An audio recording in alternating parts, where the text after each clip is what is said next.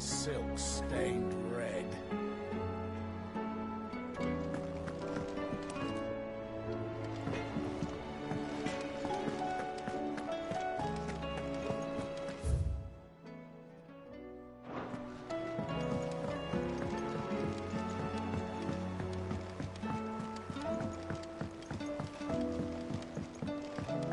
Did you see that?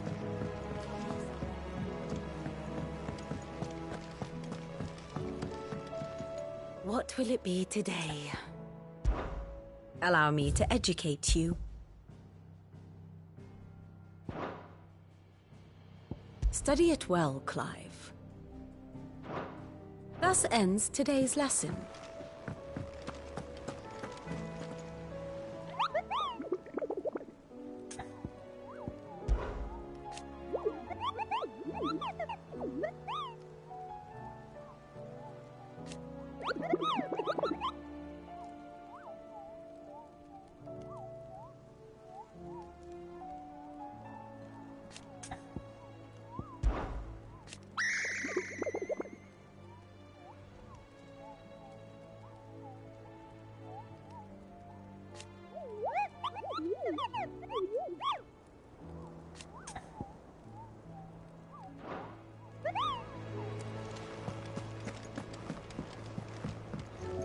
Clive. Godspeed.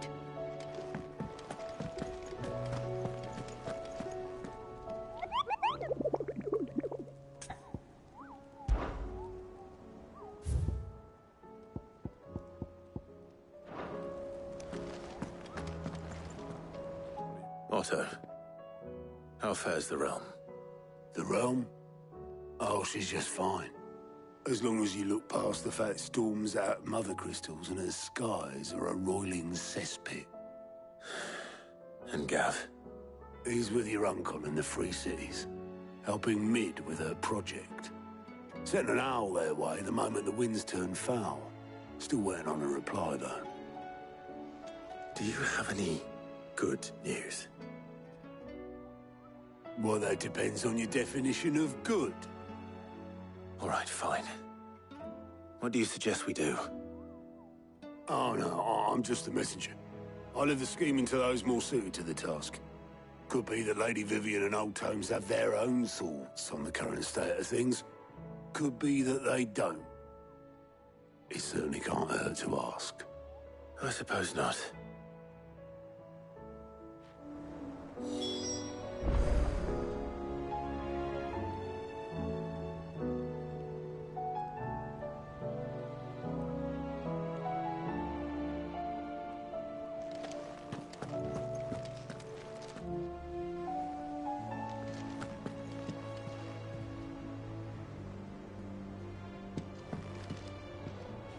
How is it that every one of your little excursions presages some inexplicable catastrophe? Not that you are to blame for the Dominion's fate. No one could have predicted the actions of the Crown Prince. I'm sorry I couldn't save your home. My countrymen are stronger than you think. A few toppled clock towers won't break their spirits. They'll be back on their feet in no time. I hope so. Look at us.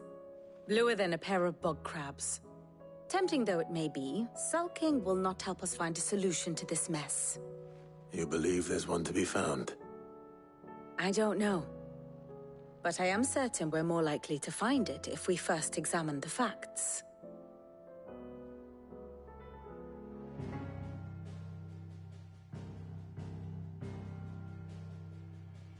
Beneath these darkened skies, fear and confusion reign over Valisthea.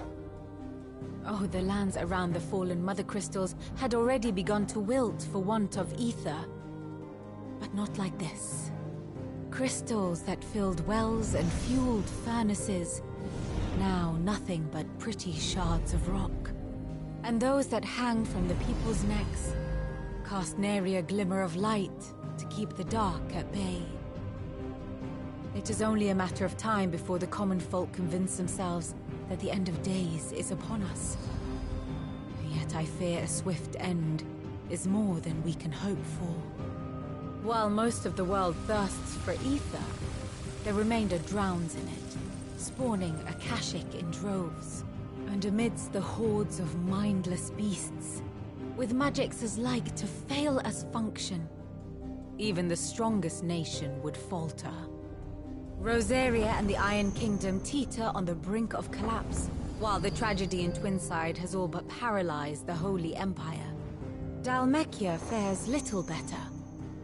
Rumor has it the ministers fled the capital after the fall of Drake's Fang, leaving their beloved republic to crumble. Waloed, meanwhile, moves in earnest. The Einherjar has been sighted off Storm. The world, in short, is in chaos. It would seem our civilization was nothing but a castle of sand, to be washed away at the whim of the waves.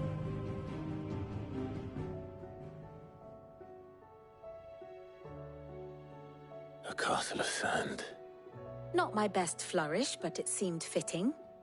The reports I've received are considerably more blunt in their appraisal. Without the protection of their nations, it will fall to the people to defend themselves against those who would take what is theirs. Which is only ever going to end one way. Defending a farmhouse against a band of chocobo thieves is one thing, but pitchforks and palisades will do little to stall an army's advance. Should the King of Waloed deign to invade, there would be none to stop him. None but us.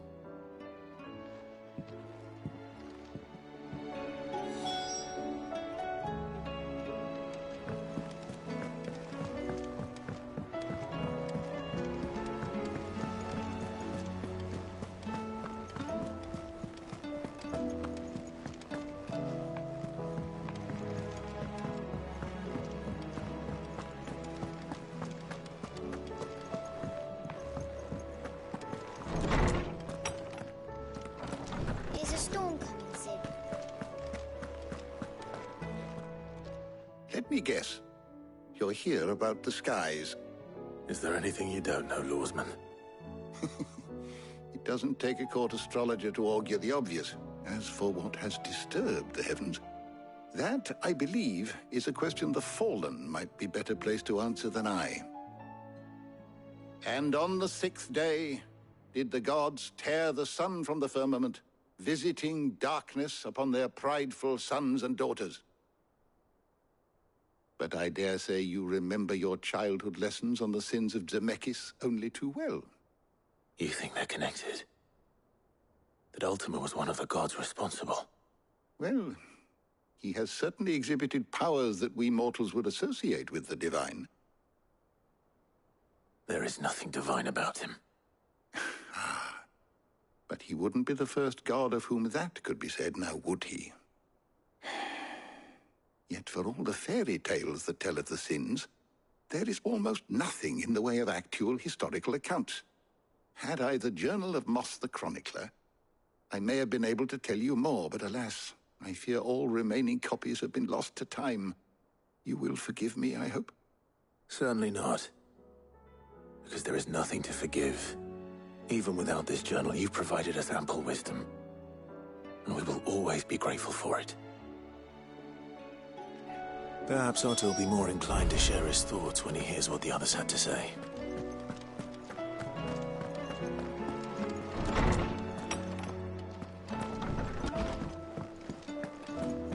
Seems the hideaway has lost its Still alive, are you? Go on, then.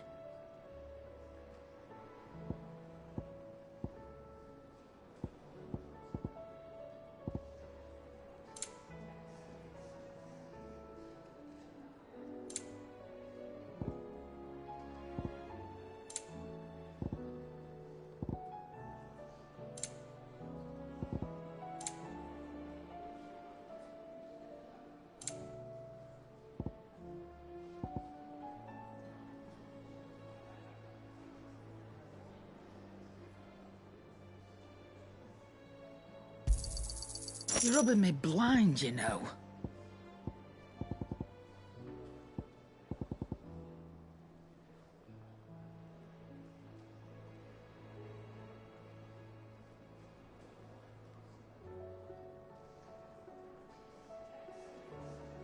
Come again.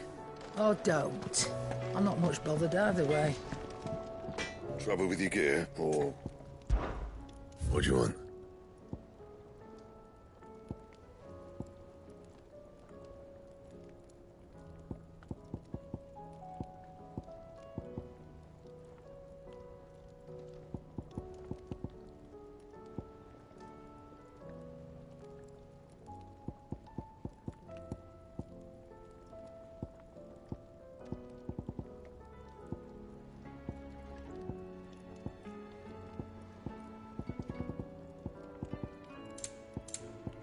And?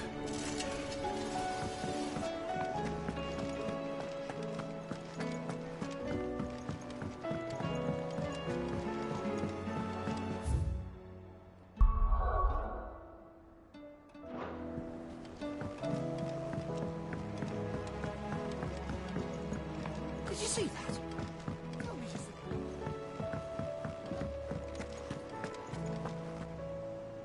Clive, we have a problem. Only one. That would be a first. It would. Actually, there are three. We had as many owls arrive while you were at the shelves. Martha's got a cashier at her gates, and talk of monsters roaming the hills outside of Northreach has put the wind up Isabel and her lot. And don't forget Dalimil. Lubor says the village was raided by bandits. When it rains... It fucking pours. The curse breakers are spread thin, taking stock of the damage in the Dominion. And even if I could get word to all of them, I doubt they'd get here in time to make any real difference. Which means... there's only two people who can. Jill and I. Let them know we're on our way.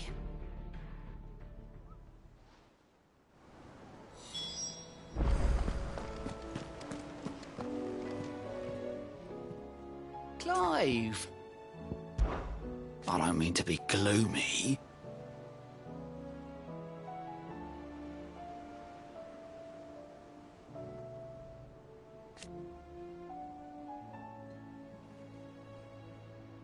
They need all the help they can get.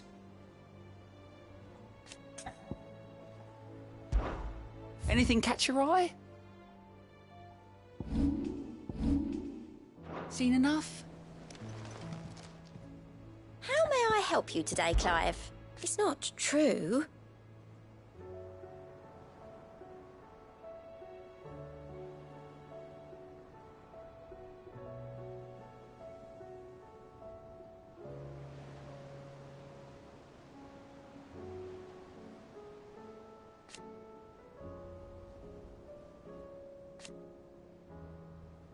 We've lost so much already.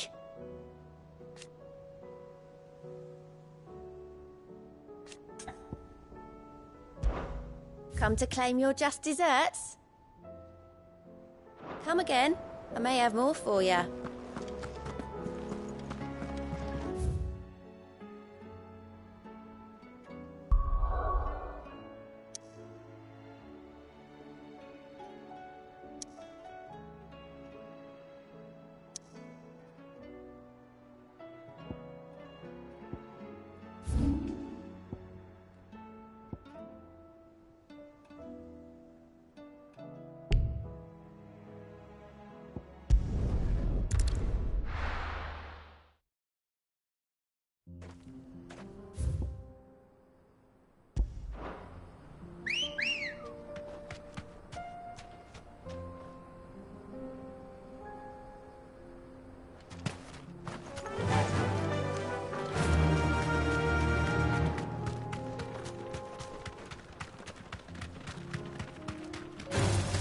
All right.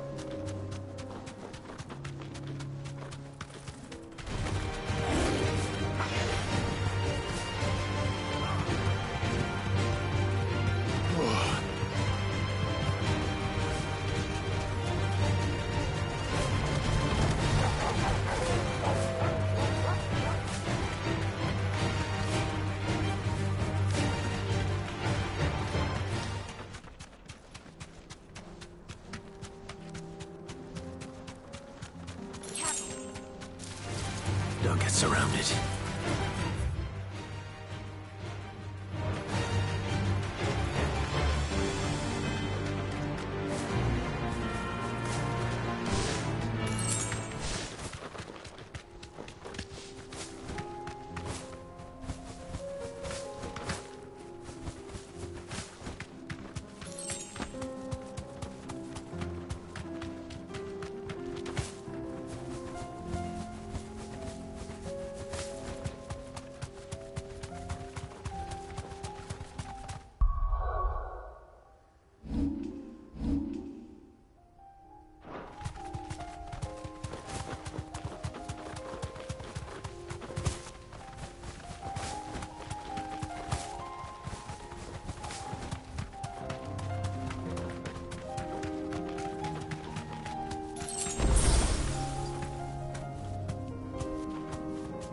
Be safe.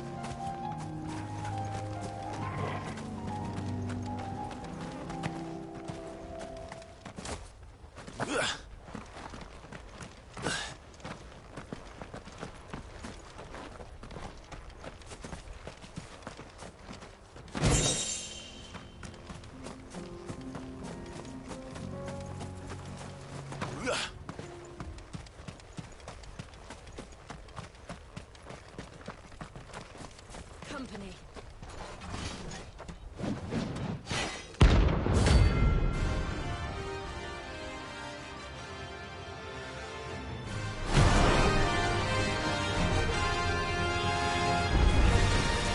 Another god's forsaken soul, eh? Only those who have nothing. So empty your pockets.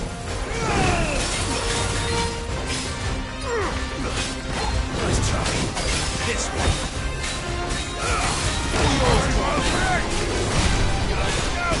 Let's have some fun. Kill! Kill!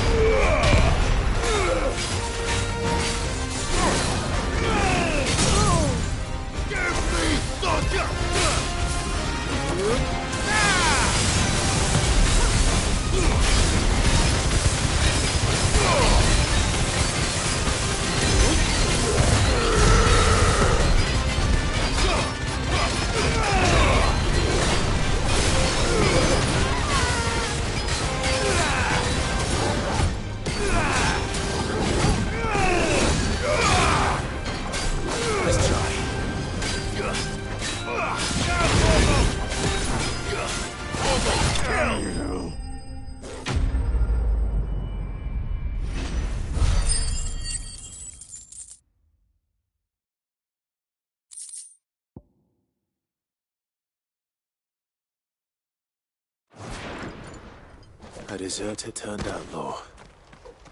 We were more similar than he knew.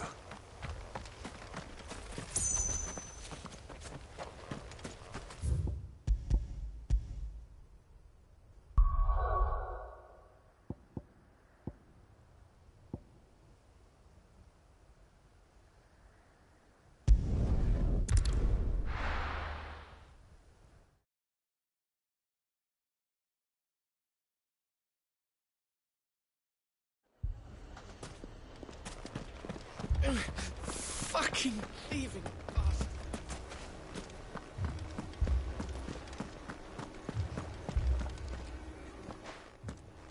Sid! Your new companion appears much more formidable than your uncle. Should I be worried? You haven't been introduced. Jill, Clive has told me much about you. All lies, I'm sure. Your Stolas said that Dalimil has a bandit problem. Indeed. Although, you're a little late.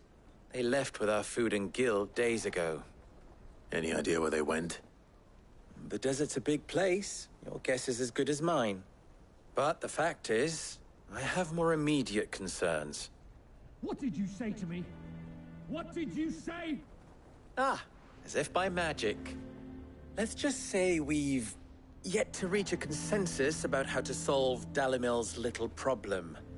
And at this rate, it won't be the actions of the bandits which prove to be our undoing. It will be our own. Now, I've tried reasoning with the dissenting parties, but even the Desert Hare has limits. Perhaps we could talk to them. What makes you think they'll listen to us? What makes you think they won't? She makes a fair point, Sid. And you won't have wasted much of your precious time if you fail. They're just across the courtyard.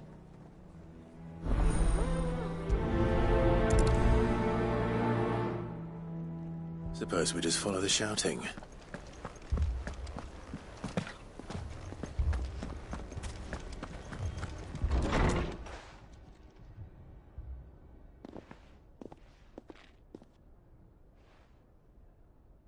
You wouldn't talk like that if it had been your men whose throats were slit. Blood for blood, it's the only way. We hire mercenaries and have them mount the bandits' heads on our walls as a lesson to the rest. And what happens when those mercenaries are slaughtered like your men? Are you going to hire more? We're better off using that coin to buy food and supplies. If we hire mercenaries, the only thing we're buying is the bandits' ire. And you cannot fill empty bellies with that. Do you hear me? But what happens when they come back? Maybe it'll be your throat that's slit. That's enough. Both of you. Any more of this and I'll throw you out myself. Come back when you're ready to talk like adults.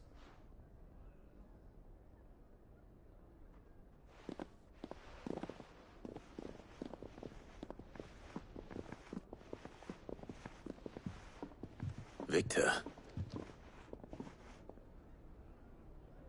What's he doing here?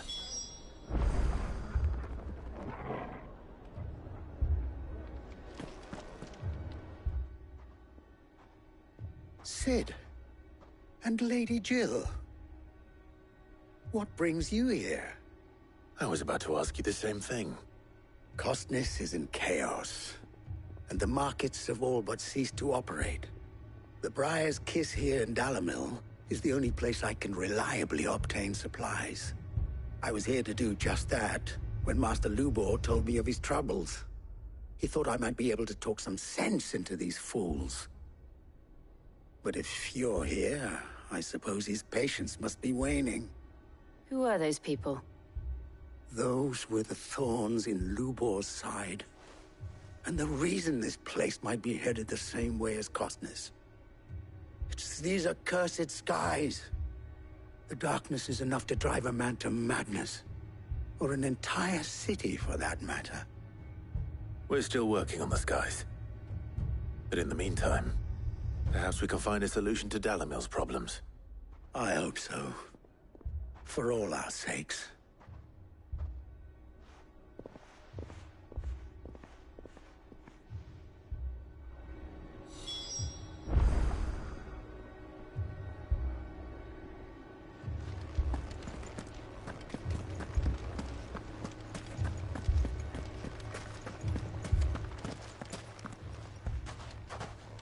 So, you see my predicament? What I saw was a room full of people who were angry and afraid. And with good reason by the sound of it. But if left to smolder, that anger and fear could set the entire town alight. My thoughts exactly. What to do? Both sides wish to protect their homes and livelihoods, if only they could agree on how. But as long as they are divided, we are vulnerable. And if there's one thing bandits like, it's an easy target. What would Sid the Outlaw suggest? Well, if it were my namesake, he'd let them choose for themselves, and be on hand to pick up the pieces when it all went wrong. That sounds like a recipe for disaster. A recipe for disaster is precisely what it is. But perhaps that realization would be enough to make them question the ingredients. While it's plain neither Conrad nor Natalie will countenance the other's proposal, it may still be possible to make them doubt their own. Before presenting them with a third option. And that would be? To pool our resources and save the city ourselves. Why fight each other? When all that fear and anger can be directed at the bandits. It appears we have a plan of action. Victor, pay Conrad a visit. See if you can't convince him of his folly. I'll speak with Natalie. As you wish. Your faces are not well known in this town. That may prove useful. Don't worry, Victor and I will do most of the talking. You need only play along. Play along? What he means to say is yes.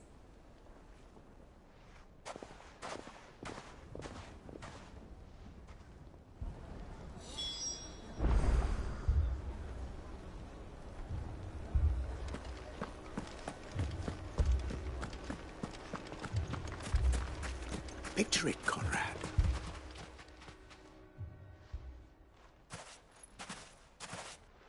Ah, here she is.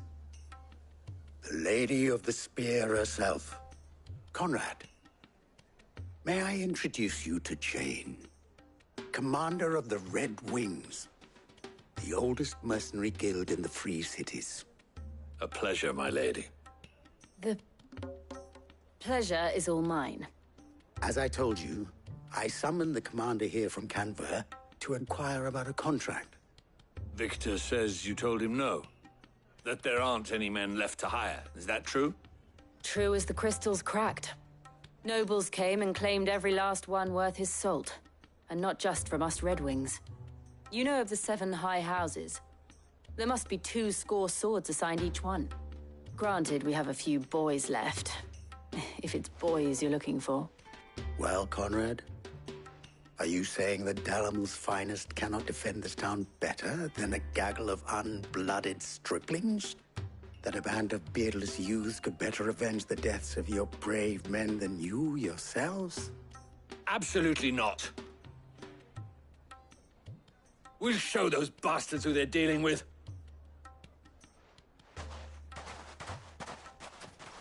I can't believe that actually worked. Conrad's not what you call the brightest candle in the crypt. And there's a reason why I had you do the talking and not Sid. Well played, my lady.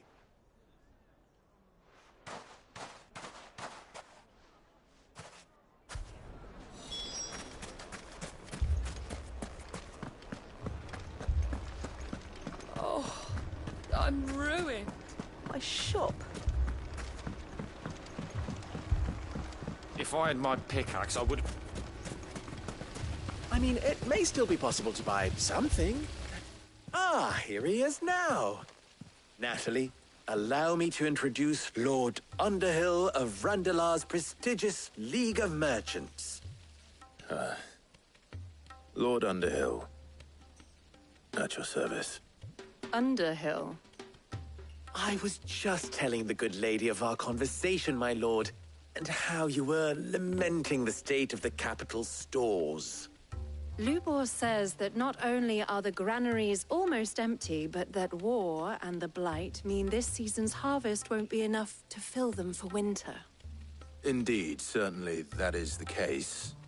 The nobles in the capital are buying up the city's stocks of barley and wine, driving the prices higher than most commoners can afford. It is only a matter of time before the peasants revolt. It is worse than I thought. If what Lord Underhill says is true, I fear we have little hope of supplementing our stores, meager though they regrettably are. And while I applaud your endeavors to dissuade our more bellicose citizens from seeking vengeance, I sense Conrad is not wrong in his assessment of the bandits' likely return. Which means that now, more than ever, we will need to secure what little we still have. Food, weapons, herbs, everything. If our humble town is to endure not only this hardship, but those that are certain to follow, we must stand united. All right. If it will help to protect my home, I'll do it. But you needn't have gone through this charade.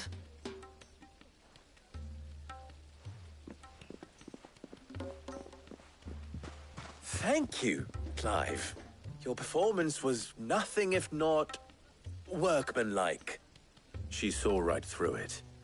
I didn't say it was good, merely that it produced the desired effect. Now, my scouts should be returning shortly.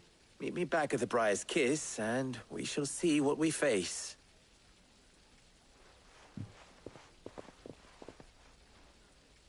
I'm not convinced our roles in this ruse were entirely necessary. I don't know. Conrad seemed quite taken with you. Mummy, I'm scared.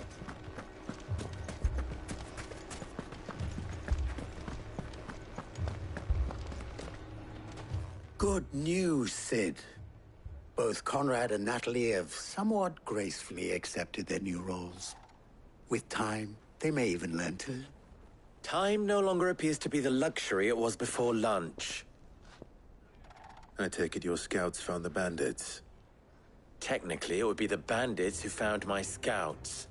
It appears they march for Dalimil as we speak. All of them. You're not serious. They don't just want food, they want the whole damn town.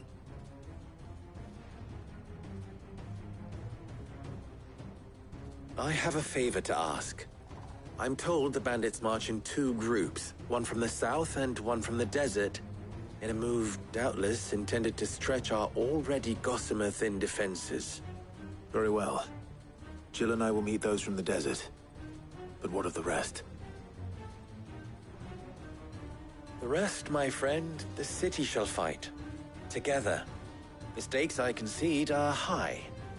But if this does not unite Dalimil, nothing will. That is a lot of faith to put into those who had their hands around each other's throats but a moment ago. Then it will be for us to see that their hands are kept occupied. And I do mean us. I thought you might say that. We'll hold them off for as long as we can. And we will do the same.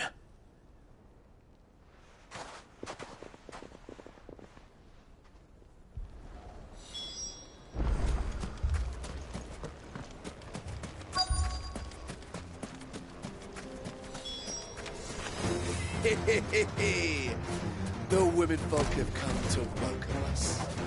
I'll take that one. He's all yours. Stay down!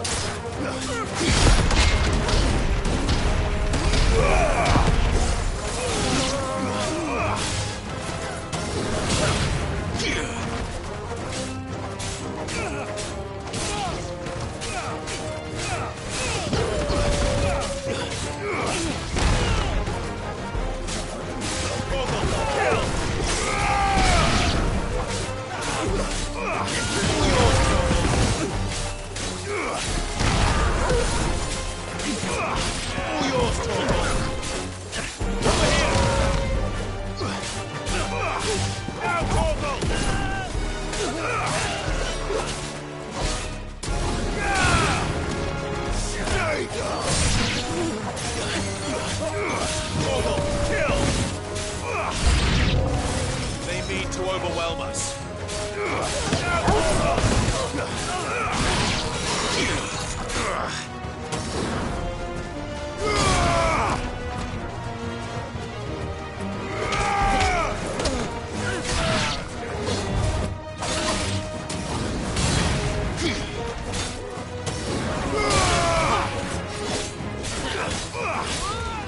All yours, Torgal.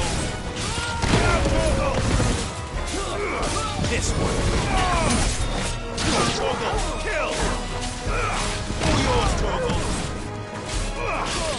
Now, Torgal!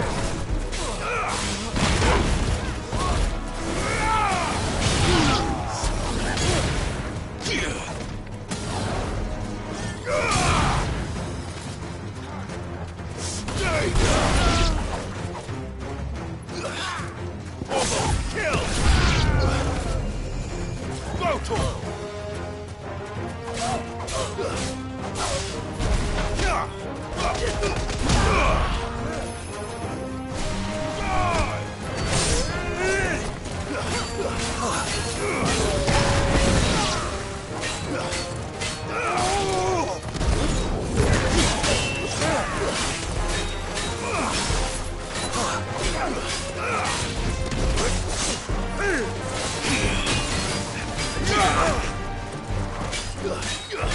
All yours, Torgal. This one.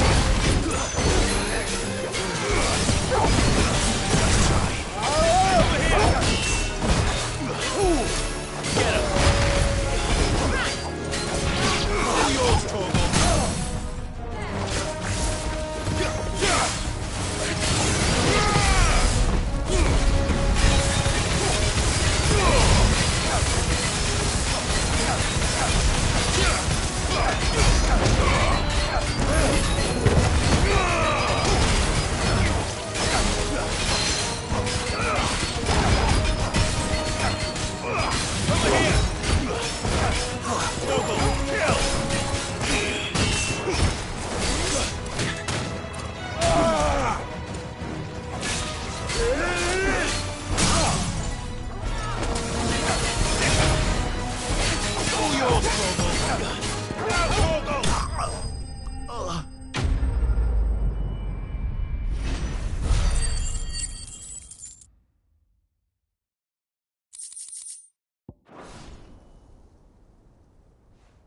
The townspeople. Could they have held out? I don't hear any fighting. What do you think? That we should hurry.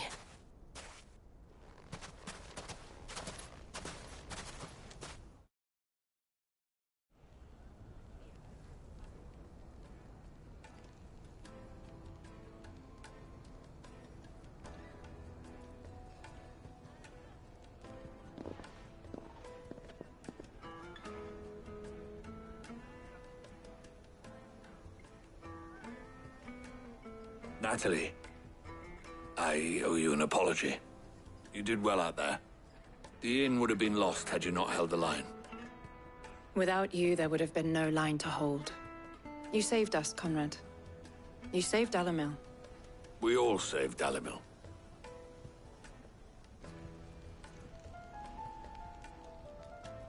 Conrad seems to have had a change of heart. I'd say they both have. I take it from your presence that our visitors from the desert won't be joining us either. Pity. The plan worked, Sid. Granted, it only took an army of bloodthirsty bandits at our gate. Calm now, Victor. Why quibble over the details? We are united, and that is all that matters. As for you, Sid, you fight considerably better than you act. I'll take that as a compliment.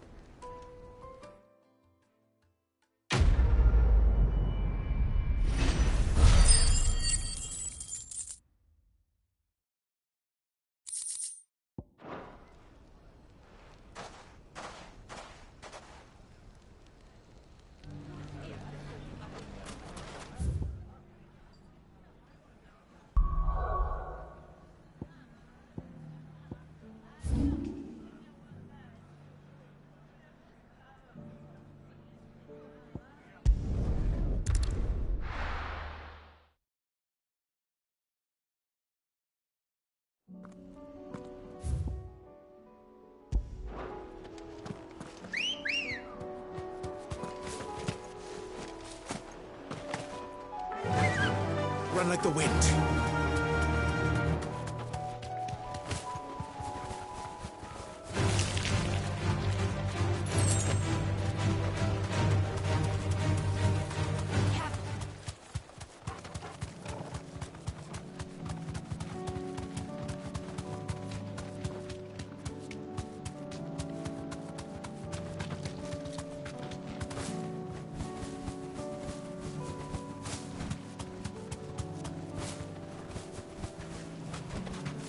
Thanks, girl.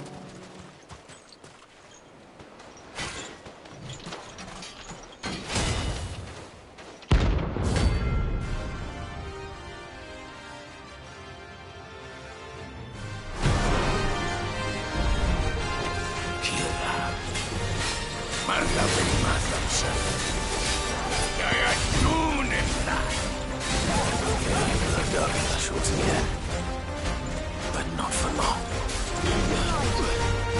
Thank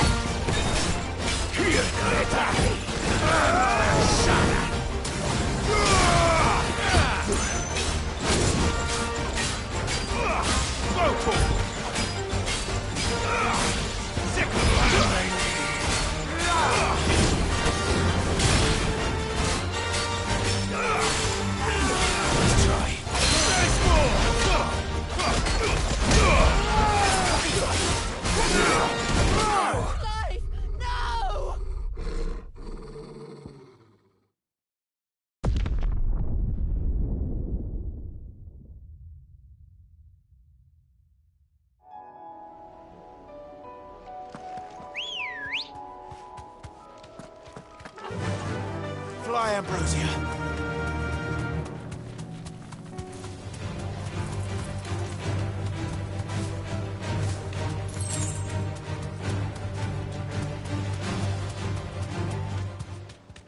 We're not alone.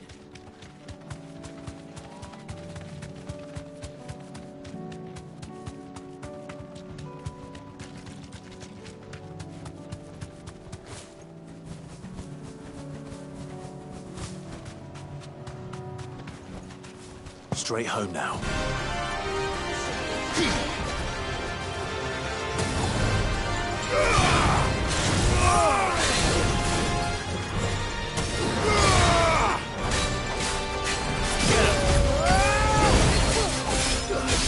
All yours, Torgal.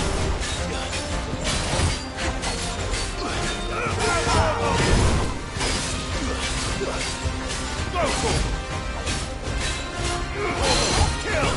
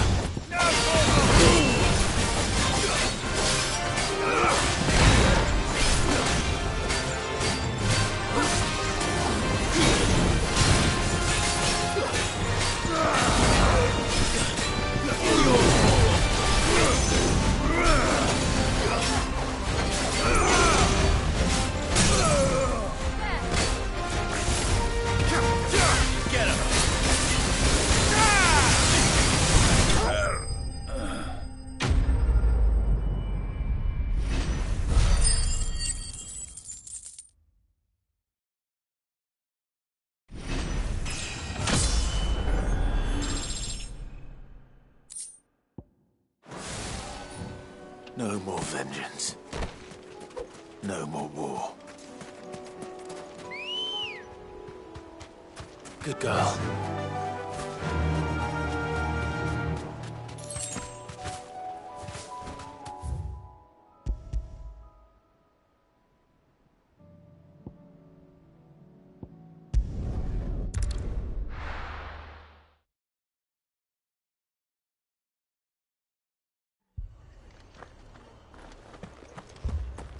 This man's gonna die if we don't get him to a healer.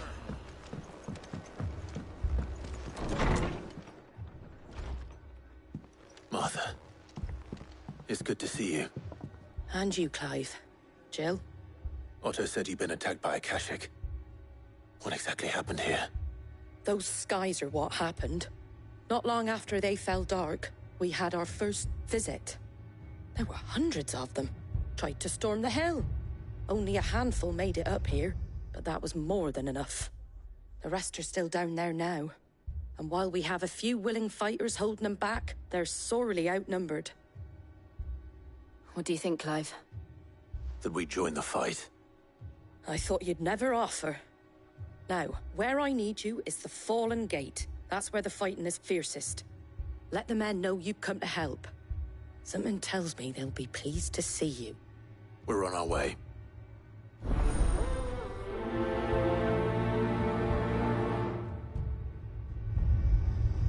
Do you think there are as many as Martha says? More.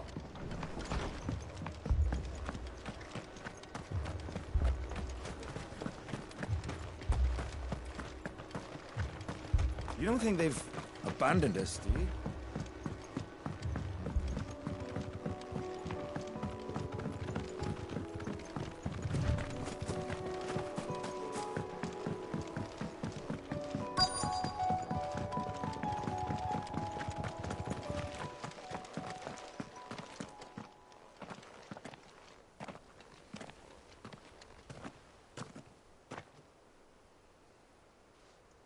Clive, wounded.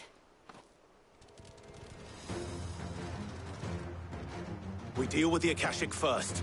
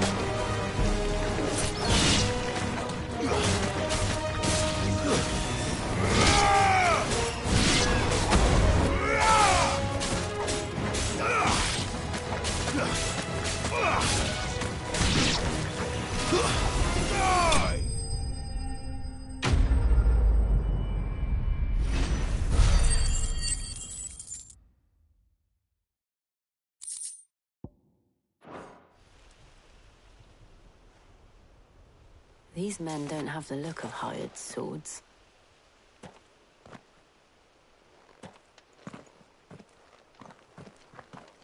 If you've come to rob this place...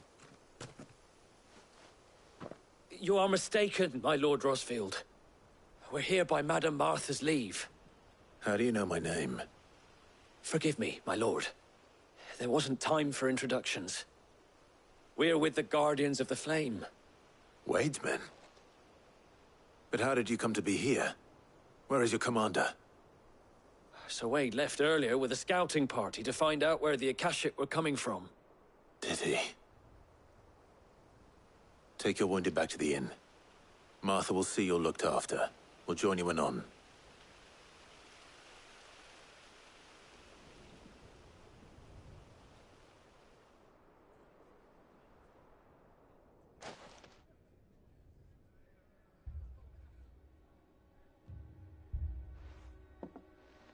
And to think you took them for thieves. A fine reward for holding off the horde, that is. When did Wade and his men arrive? Not long after Rosalith fell. The Guardians asked me to shelter some of them that had lost their homes. They were making ready to leave just as the skies turned, and we agreed it was best we stuck together. Martha! Trouble! The scouting party's almost at the lift, but they got a pack of Akashics snapping at their heels! And they've got wounded with them! They're not gonna make it! Damn it all. We'll worry about them, Martha. You look after everyone here. If any can still fight, send them to the lift. I will. You two be safe now.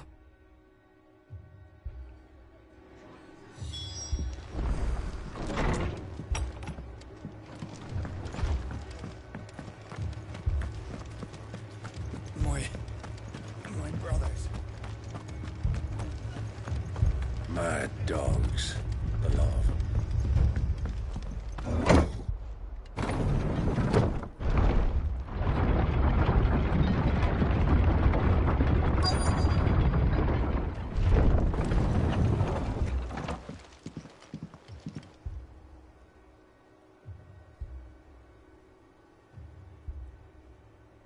Squire, I need you to get those who can still walk up the lift to Martha's.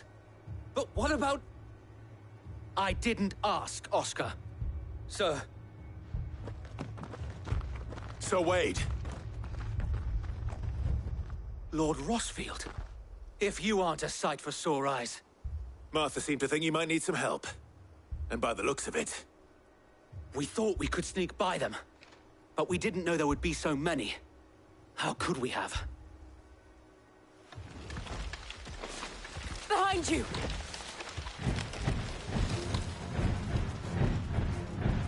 Damn it! We need to get the injured to safety. Do you think we can hold them off? We can certainly try. Are you with us, Sir Wade? Always. Then let's do our duty.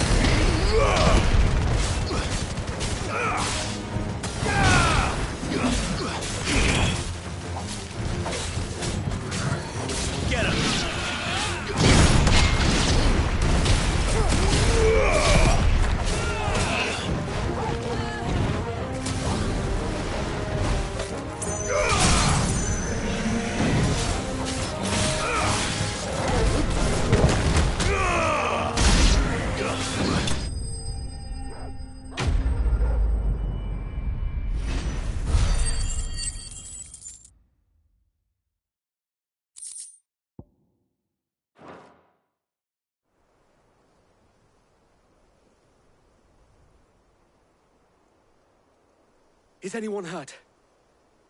I don't think so. And yet again, you've pulled me from the flames. It's just a pity I keep walking into them. You've never been one to shy away from danger, Sir Wade. Like any shield worthy of the name. I see you're all in one piece. Martha! Is something wrong? The lookout saw smoke coming from down Eastpool way. Too thick to be a hearth. A second horde. Feel like finishing the job? Always. Jill and I will make for Eastpool. You'll need to move the injured without us. Don't you worry about them. The moment my men are safe, I'll follow. Good luck.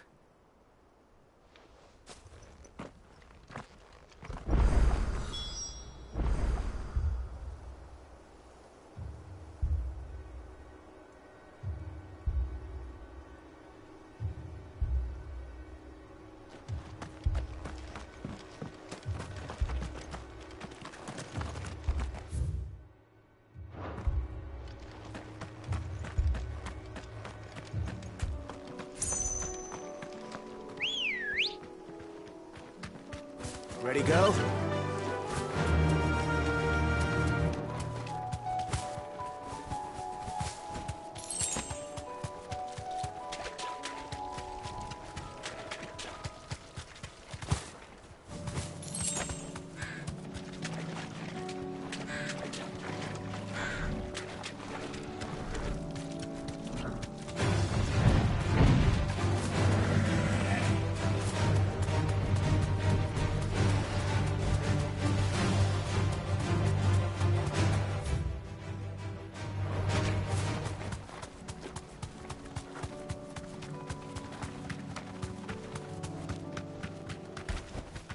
That'll do, girl.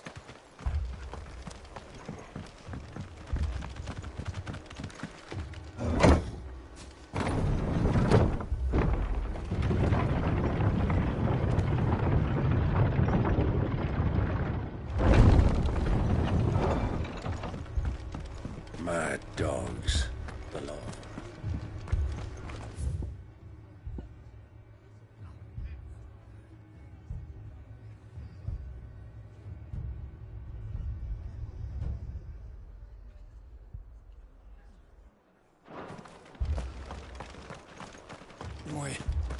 My brothers. This man's gonna die if we don't get him to a healer.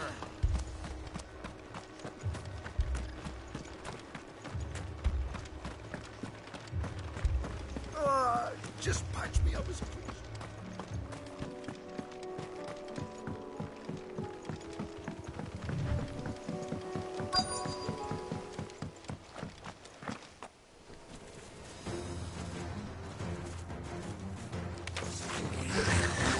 They're headed for the rest.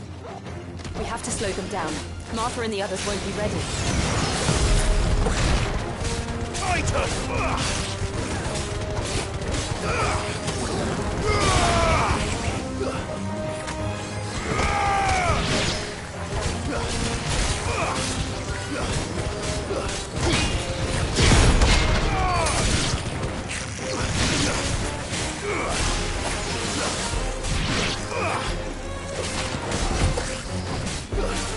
this one. All yours, Torgal.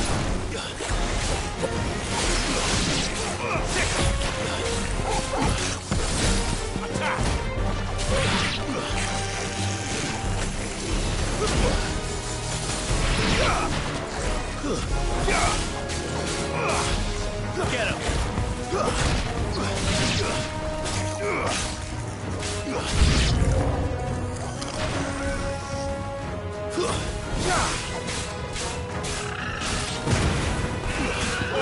Kill!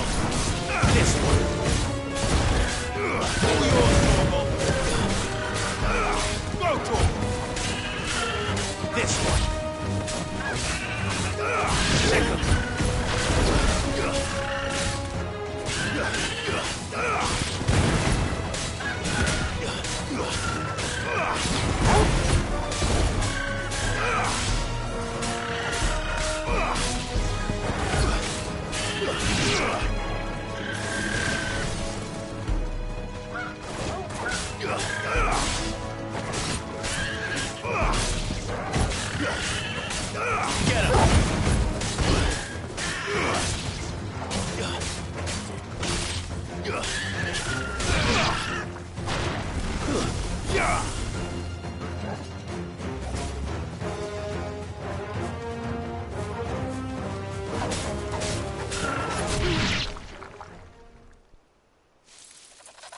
Something's coming!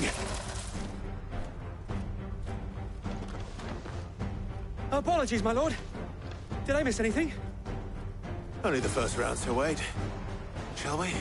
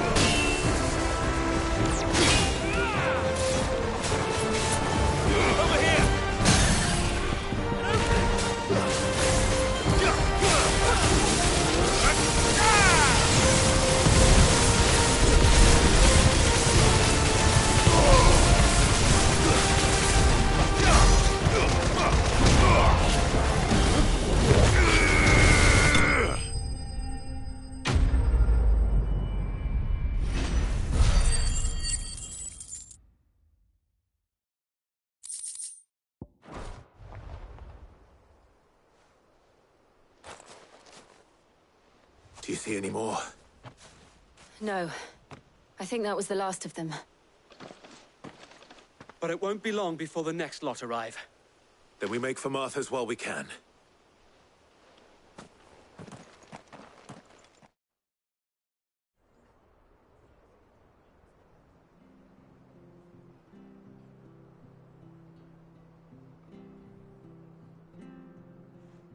What did you find out there?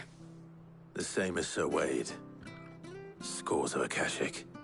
Well, wherever they came from, they're gone now. Our lookouts say the lowlands are clear. Hopefully we'll have enough time to lick our wounds. How many of your men were injured? A damn sight less than if you hadn't turned up. Thank you. It was a hard-fought victory. But as long as the skies remain dark, I fear the Akashic's numbers are only going to rise. It's not a matter of if the Horde will be back, but when. And whether that's sooner or later, we'll need to be ready. The inn here affords a good view of the land, and is easily defendable. I'd like to make this one of our outposts. What do you say, Martha? You'd have more men to guard the rest. Well, when you put it like that, of course they can stay.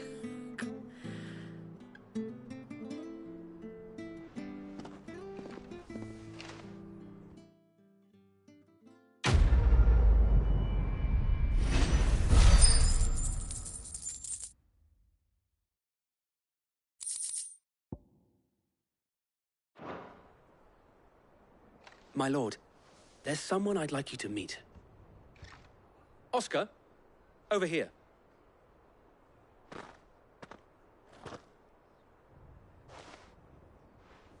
It is an honor to make your acquaintance, Lord Rossfield. I am Oscar. Oscar of House Murdoch. Murdoch? I wasn't aware the Lord Commander had children. Oh, he didn't. But his brother, my father, did. I am Sir Rodney's nephew. Well, go on, then. It's not for me to ask him. Yes, Sir Wade.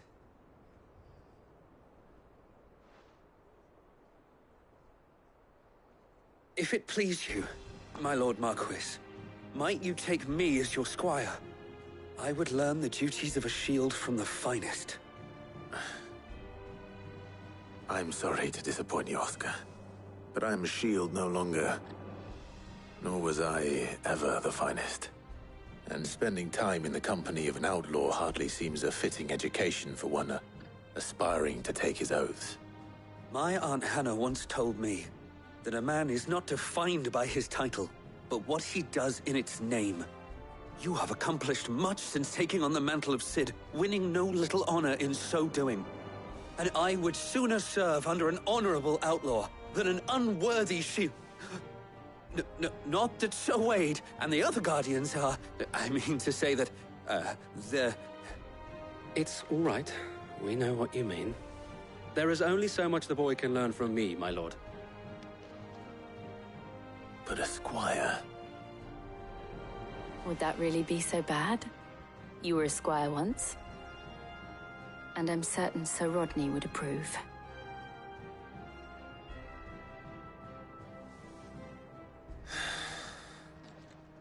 Know that I'll show you as much leniency as your uncle showed me.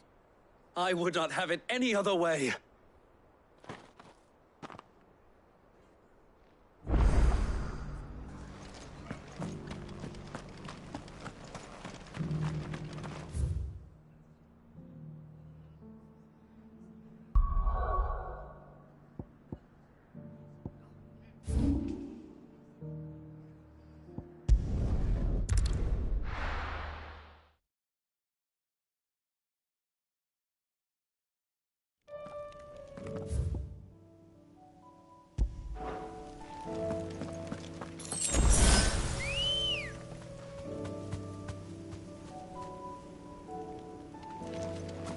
Come on. Fly, Ambrosia.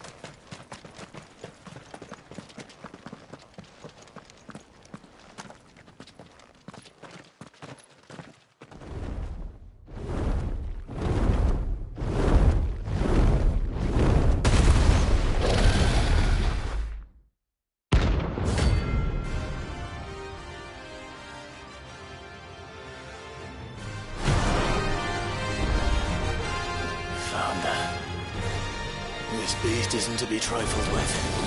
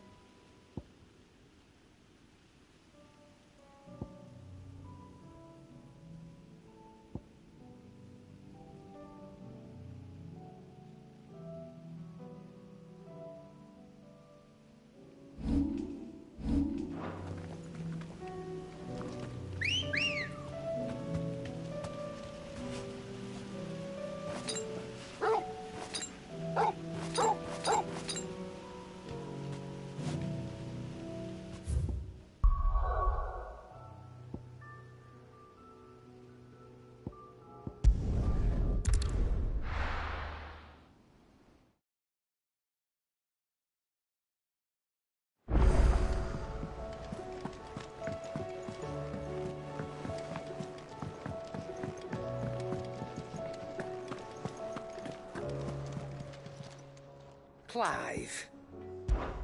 If you're gonna buy something, be quick about it. You'll not find a better price than that. Come again. Or don't. I'm not much bothered at.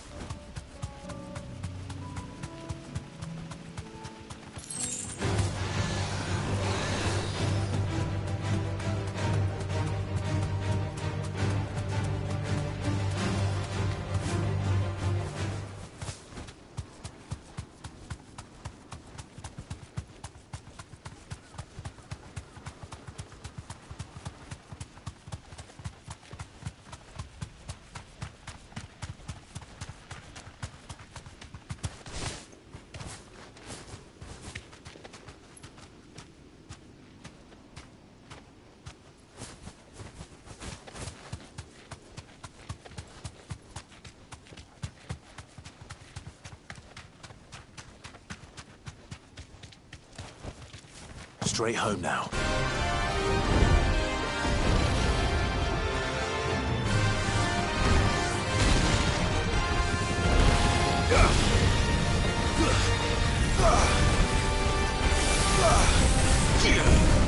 I failed.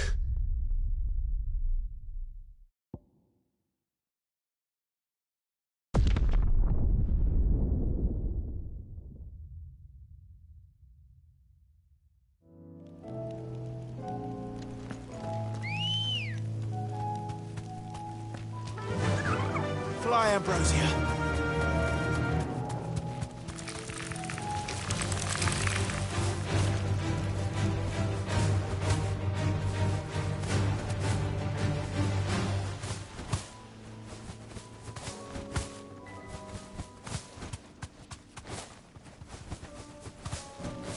Company. All right.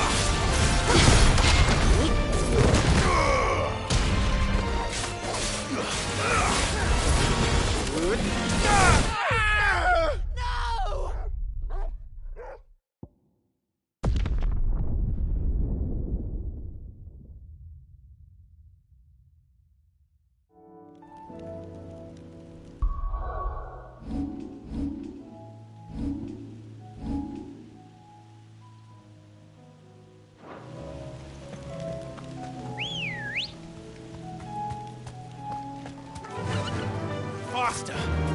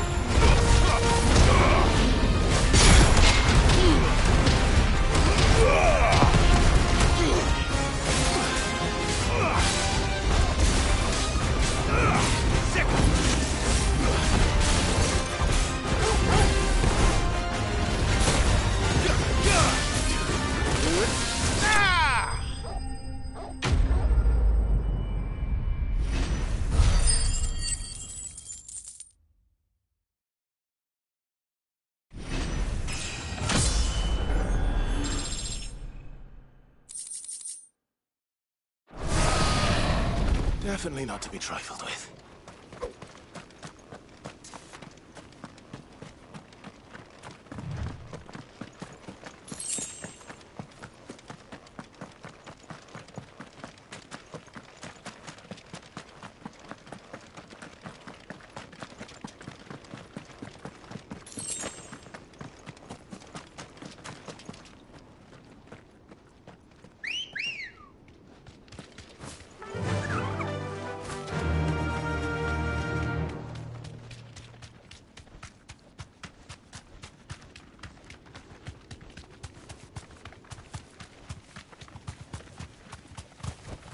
Straight home now.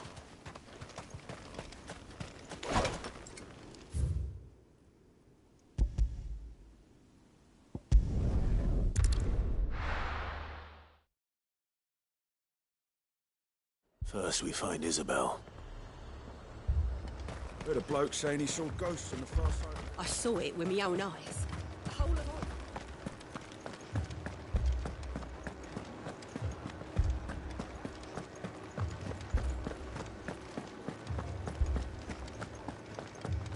I can't do it. I can't.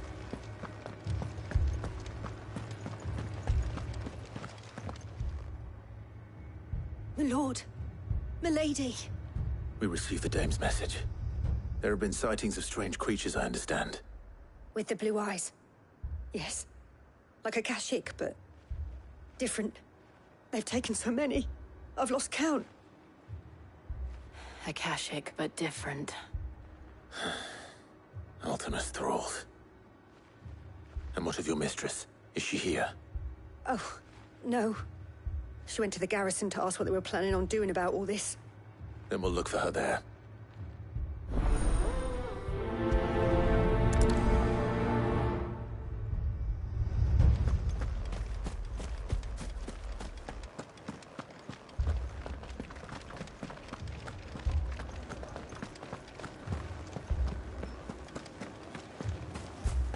Four left for more on the captain's orders.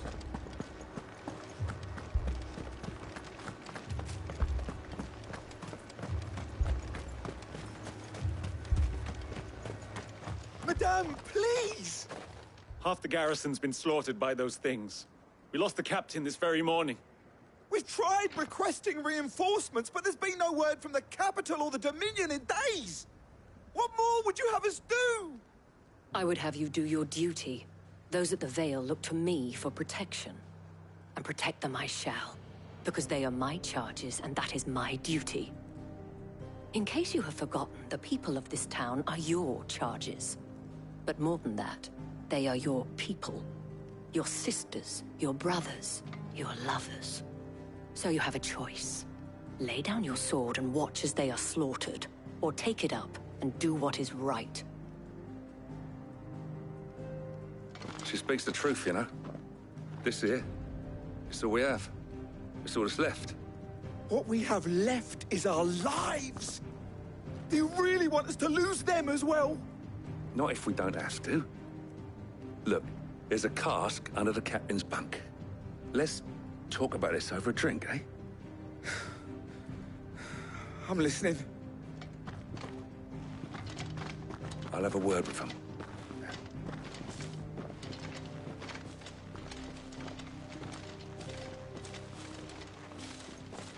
Ah, Clive.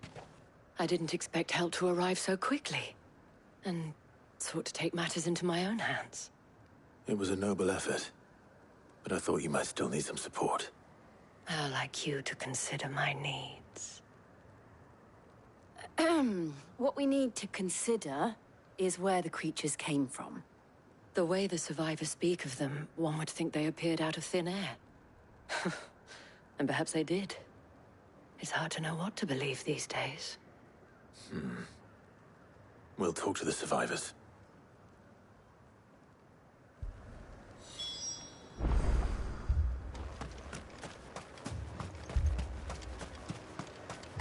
That thing, it took off. Did you see the creatures that attacked you? Creatures? Yeah, they came out of nowhere. They went for Joseph first, then me, and then they were just gone. Do you remember where you were? On the road from Oriflamme. We just passed Moor when... Where's my Joseph? It's all right. Just rest now.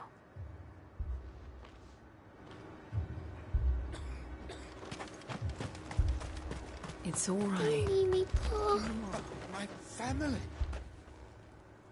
You're a pikeman, yes? What happened? I've got family in Moor. I heard the flood was spreading, so I went to see if they were all right. And a pack of them glowing things found me in the meadow. I ran for my life. I never did get to the village. Leave that to us. At least we have an idea of where the thralls might be now. We should head for more.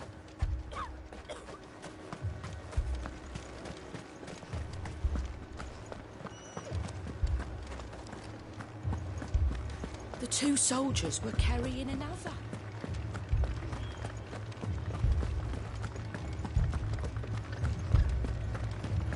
It was all they could do to escape.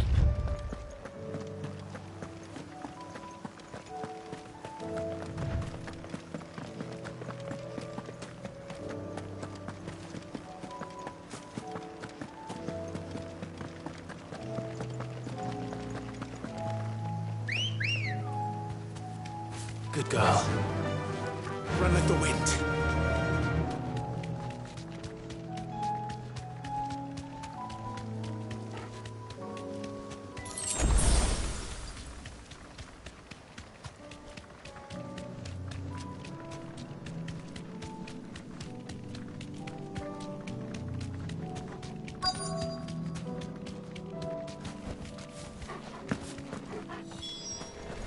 Clive, look.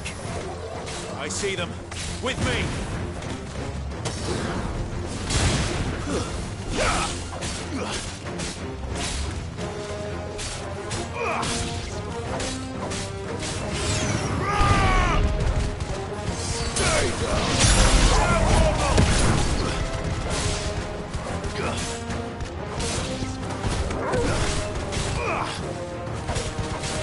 All yours, Torgal. Too slow. Get him!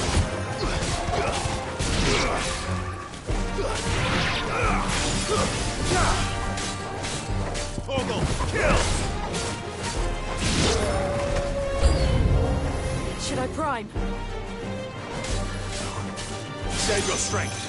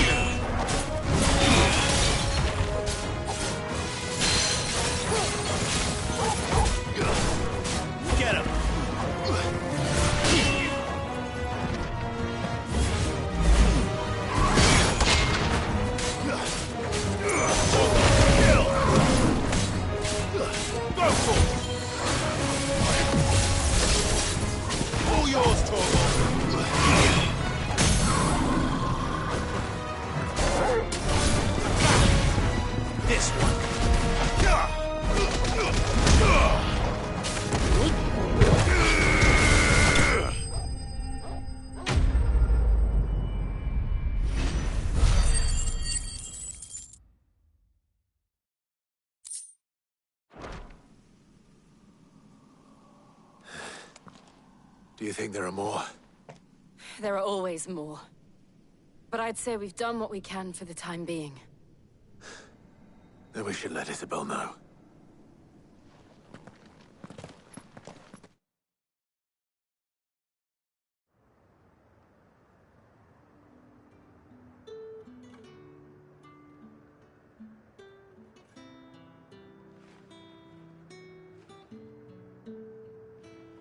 You have the town's thanks.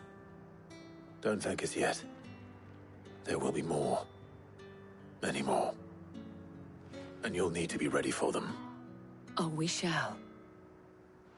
Isn't that right, Captain? Yes, milady. The garrison will be ready. Philippe here has convinced most of the men to remain at their posts. For now, at least. Hearing that the Dane would look kindly on any man who committed himself to the task certainly didn't hurt. It's not the most selfless of motives, I'll admit. But whatever it takes, eh? Now me, I never needed convincing. I became a soldier to protect the people I love. And the people I love include the ones standing before me. Handsome and chivalrous. Now, if you don't mind, I have sentries to post. Milady.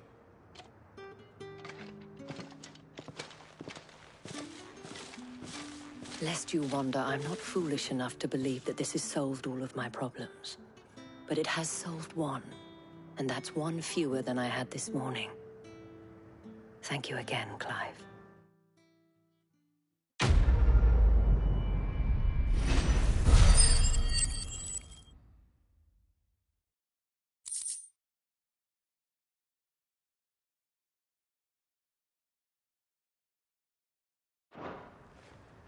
Our friends seem to have things under control. For now, at least. Let's go and put Otto's mind at rest.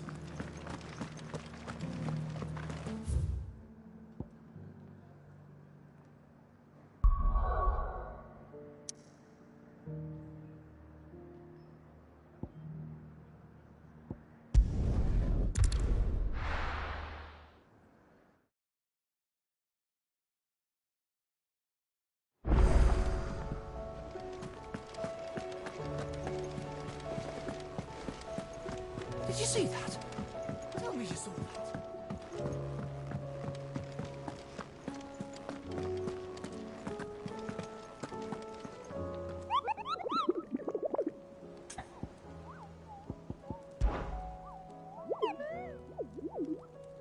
What did you find down there?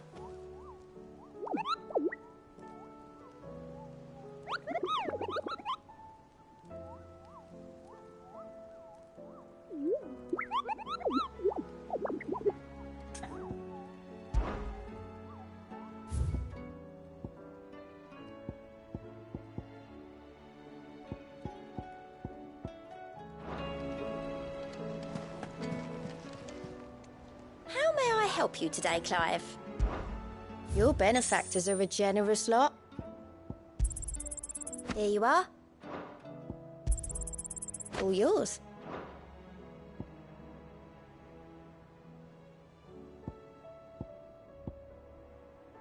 All done?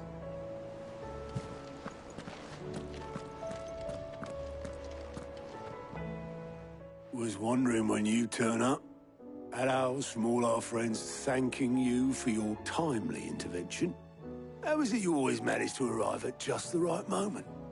Luck, I suppose. Any word on the rest of the realm? Let's see. Storm's still crying out for mother crystals. The nations are still in chaos. And the skies are still the colour of a kick in the kidneys 2 days on. So... Right. Clive, we knew this was going to happen. Well, not the bleeding skies part, but you take my point. Now's not the time to second-guess yourself. Now's the time to visit the infirmary.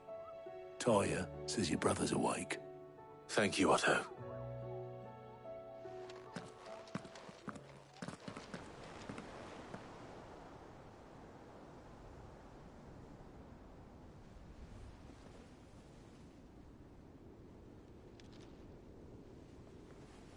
So it was not Sylvester, but Olivier who served as Ultima's puppet. And when Dion learned of this, he sought to slay the fiend.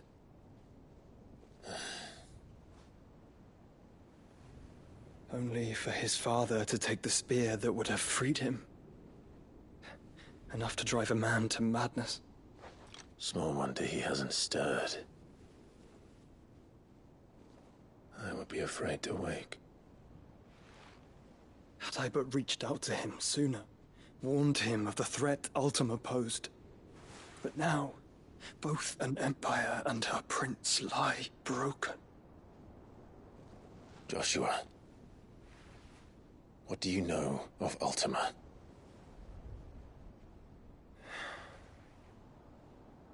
Very little, I'm afraid. Despite my best efforts. 18 years ago, as I lay buried beneath the rubble of Phoenix Gate, 'twas not death who came for me, but another. And it was while in my rescuer's care, I first heard of Ultima. I've been chasing his shadow ever since. Ultima is driven by some deep, dark purpose, and for whatever reason, it would seem you are crucial to his designs. He will stop at nothing to have you, even if that means toppling an empire. But why me? What possible use could I be to such a creature? That is one of many answers that have eluded me. Yet, I am certain of this. It is not mere chance. You were chosen for a reason. All dominants carry within them the might of an icon. Nigh limitless power that is at once acutely limited. I wield fire, and only fire. And I only ice. 8 wardens for 8 elements. But you, Clive. You are different. You're special. Your abilities begin with the flames of Ifrit. But they do not end there.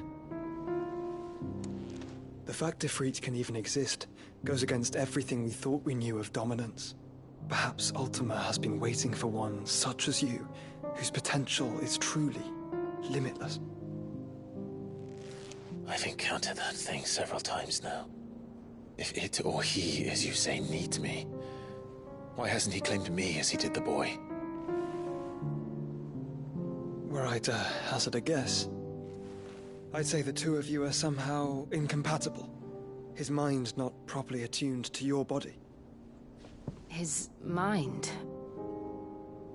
Mind, awareness, spirit, call it what you wish. But I believe Ultima to be an embodiment of the concept. It is why I struggle and fail to contain him here inside me. I'm sorry.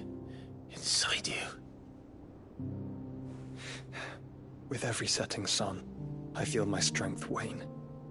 And though the Phoenix's flames mend the prison I have made for Ultima, they do so at a cost.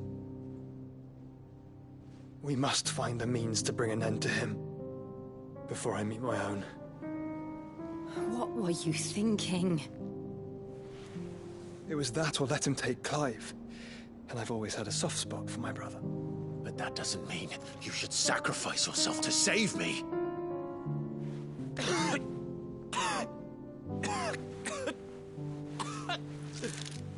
Joshua. Clive, it's Gav. There's an army of Akashic at the gates of Canver.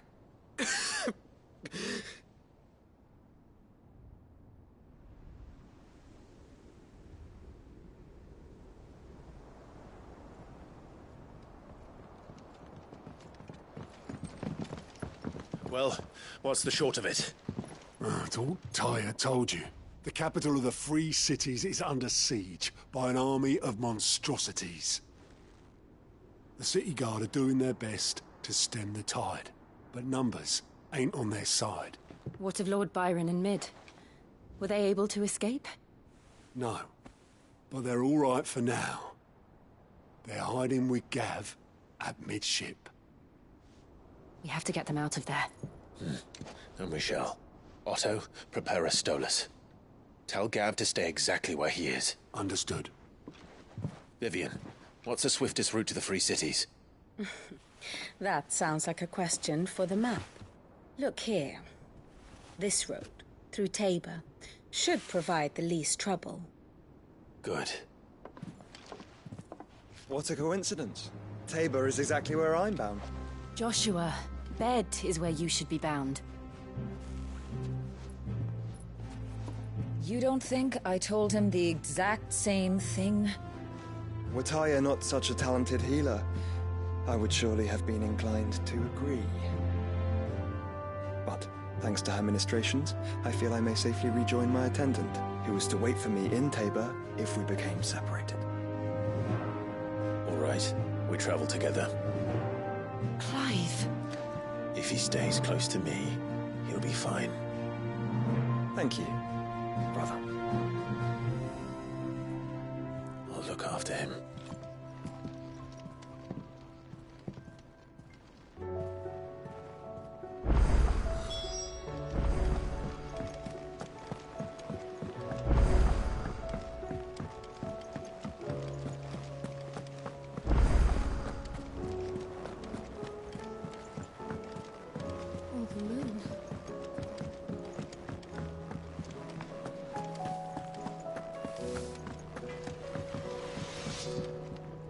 What do I owe the honor? What do you want?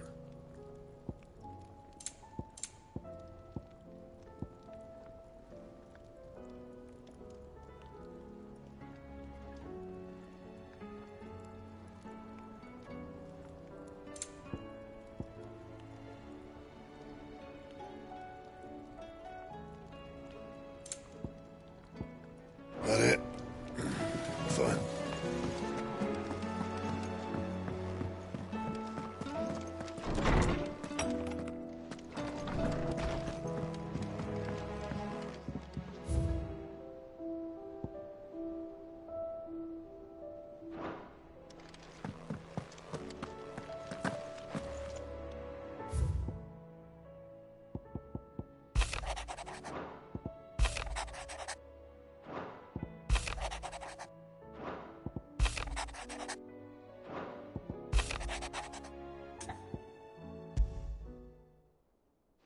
Rutherford.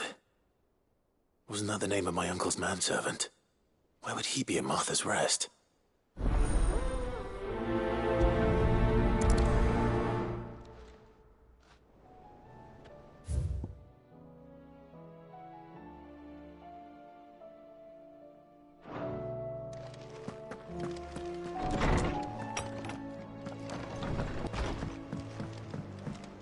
Did you see the pair that got hauled?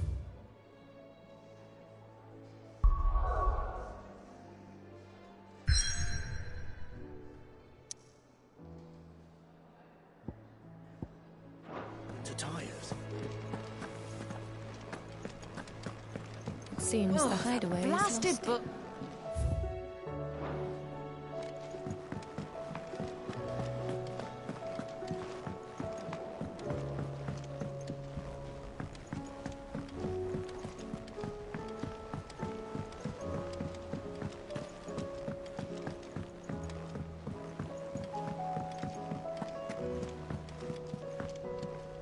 Back again?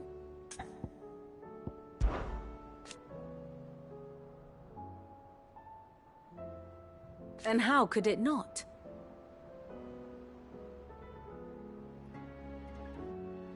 But are we any better?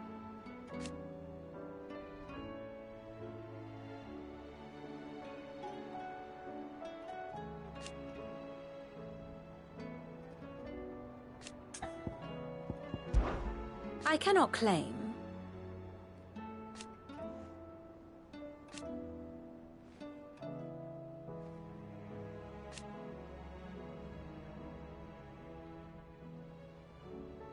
Such are the wages.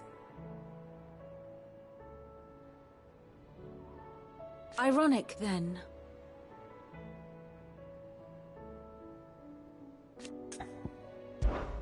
How may I help you today? Here you are. Very good.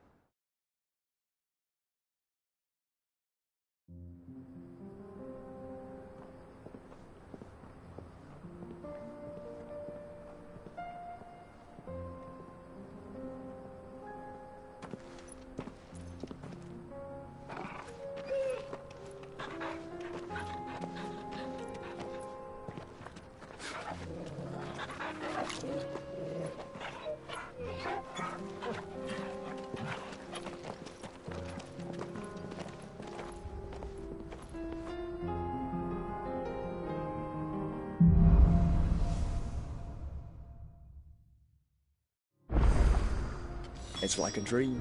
The four of us out walking like we used to. Enjoying this, are you?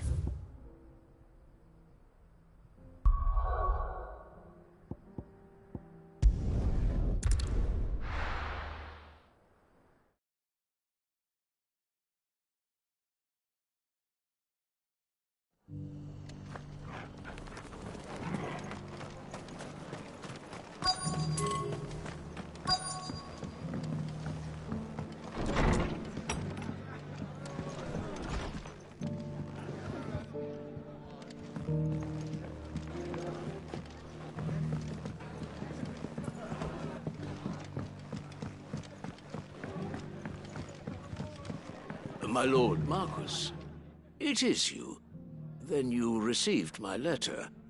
I am Sebastian Rutherford, chief steward of your lord uncle's estate. Of course. We met once before. Yes, my lord. Thank you for coming. And what was so sensitive that you couldn't put it in writing? 1,000 apologies, my lord. I did not mean to offend. I merely... It's all right. Continue. I am here at Martha's Rest, at the behest of your lord uncle, tasked with learning what I am able of the realm's current state of affairs. And what I have learned is grim. The fall of the Mother Crystals has left Storm in a state of utter disarray. The subsequent darkening of the heavens has only made things worse. Akashic attacks, once unthinkable, are now commonplace. The gears of governance have ground to a halt, and without a steady hand on the tiller, the realm threatens to drift into utter chaos. Your lord uncle, however, believes there is a way to avoid this fate, and is determined to see it set in motion. That sounds like quite the undertaking. It is. Hence my having enlisted the aid of several colleagues serving the 7 high houses. Alas... Alas? I have lost contact with 2 of those colleagues already. They are both able-bodied and trained in the sword, yet in these dark times, even that may not prove sufficient to keep a man safe on the road. So you want me to find them? I'll need to know where they went.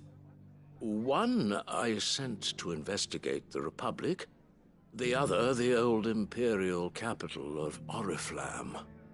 That doesn't exactly narrow it down. I suppose I'll start in Dalamil and work my way east. Thank you, my lord. I shall pray for your success and safety.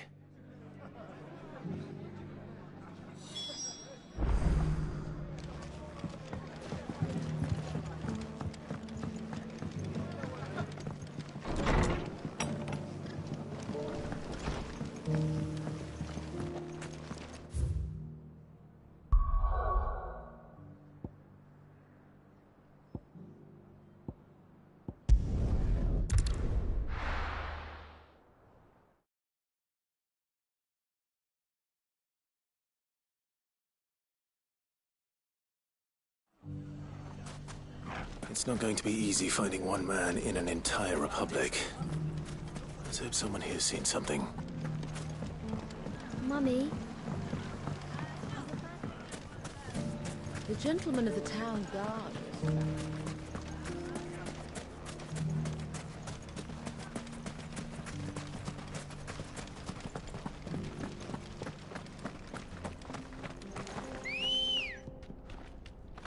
Good girl.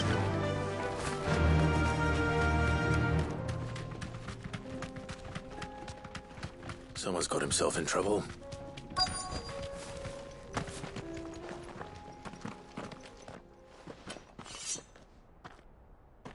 I don't see your master here, so you can start by giving us all the coppers in your purse. I already told you, I have nothing. Then maybe we'll take that pretty outfit and the steel you're wearing. Please! These men are trying to rob me! I'll deal with this. Thank you. You that one's master, then? If you'd kindly pay the coin he owes us, we can pretend you didn't draw your blade on Republican soldiers. Or you can go back to your garrison and I won't report you to your captain. Oh, you're more than welcome to. He hasn't had many visitors since we slit his throat.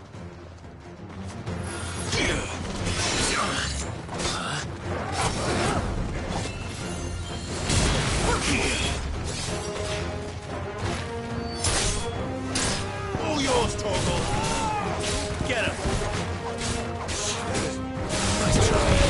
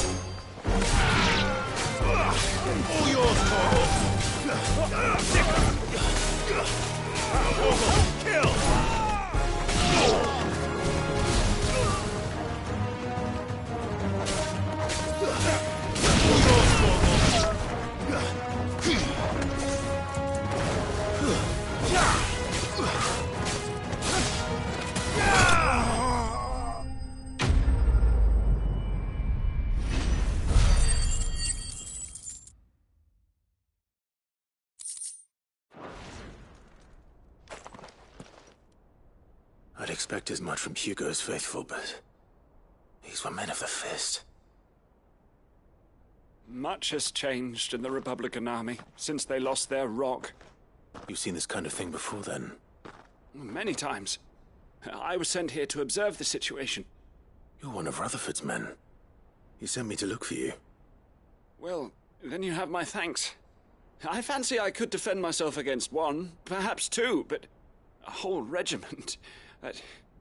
I arrived in Dunamill several days ago, but when I called upon the captain of the local garrison to make inquiries, his men confiscated my effects and locked me in a cell.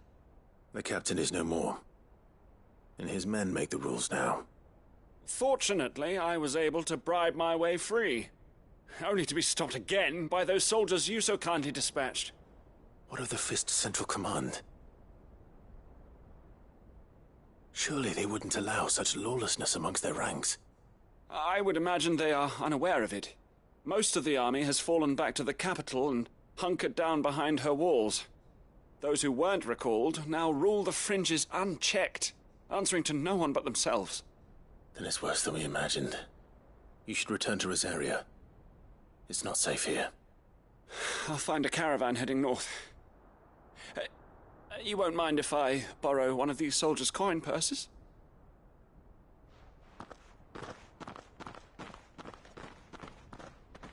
Not at all. Now, to find this second associate of Rutherford's. If he was bound for Oriflamme, I'll start at Northreach and see if I can pick up his trail.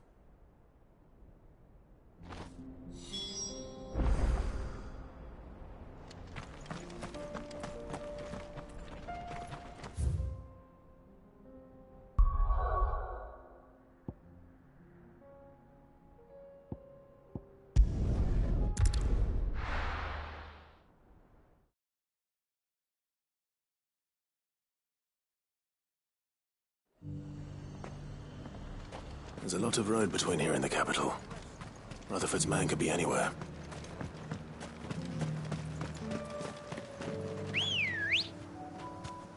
Let's go. Run like the wind.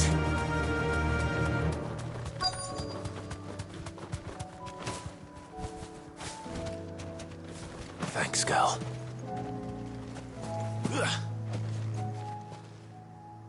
What happened here? If you're with the others, they've already relieved me of my belongings. I'm not. I'm looking for someone who was sent here by a man named Rutherford. And then you found him. I'm Alistair Rockford, attendant to the Lady Ariane of House Wellesley. Of the 7 high houses of Rosaria. It's been a long time since last I saw my great-aunt. Is she well? My Lord Marquis? Yes. Yes, she is. The Lady Dowager has granted me leave to assist your Uncle Stuart. I was on my way back from the old capital when I saw some villagers being robbed on the road here. Bandits? They looked more like field hands, but it didn't matter in the end. I did what I could to help the victims, but all it earned me was a pommel to the temple. Which way did they go? South, toward the gate. All right. I'll take care of them. Founder knows I've met enough of their kind. You head back to Northreach, visit the Vale, tell them I sent you. Thank you. I shall. Founder be your shield.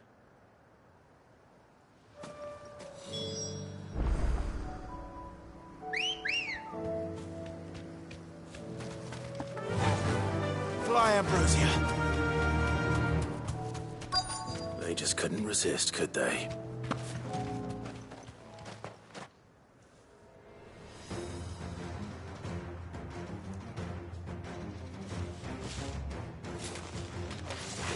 This one's ours, pretty boy.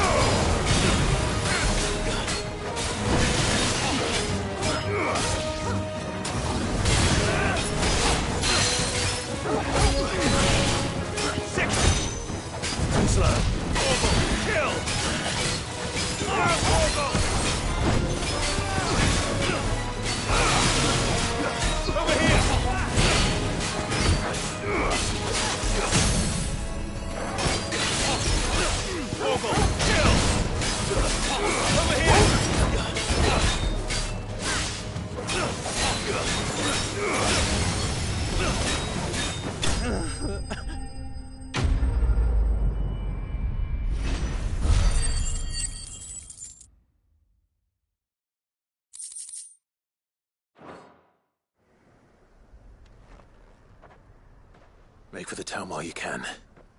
There may be more bandits nearby. You don't need to tell me twice.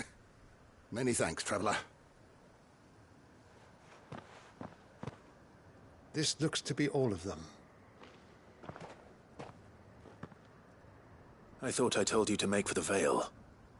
And stand by as ill might befall the heir to the ducal throne.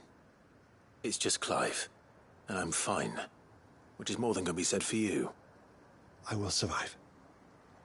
Strange that the garrison wouldn't intervene in such a brazen attack so close to their gates. The garrison have their hands full inside the city. Some days they don't even send out patrols. There are few hands left to work the fields, and even fewer to transport the grain. The market stalls are nearly bare, and the price for what remains is exorbitant. It's not uncommon to see a fight break out over a crust of bread. When I said the ones who attacked me didn't have the look of bandits, I meant it. They were probably just desperate. Rockford, listen to me. If you are to continue your investigation, you first need to seek the attention of a healer.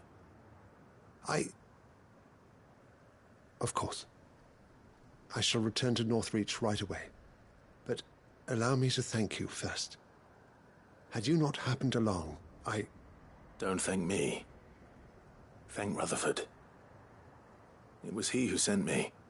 I suppose he'll be wondering where I've got to. I shall send a Bastolus as soon as I'm able. Good day.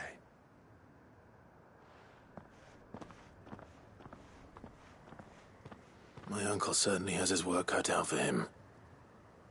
If it isn't already too late. I should go and tell Rutherford that his colleagues are still in one piece.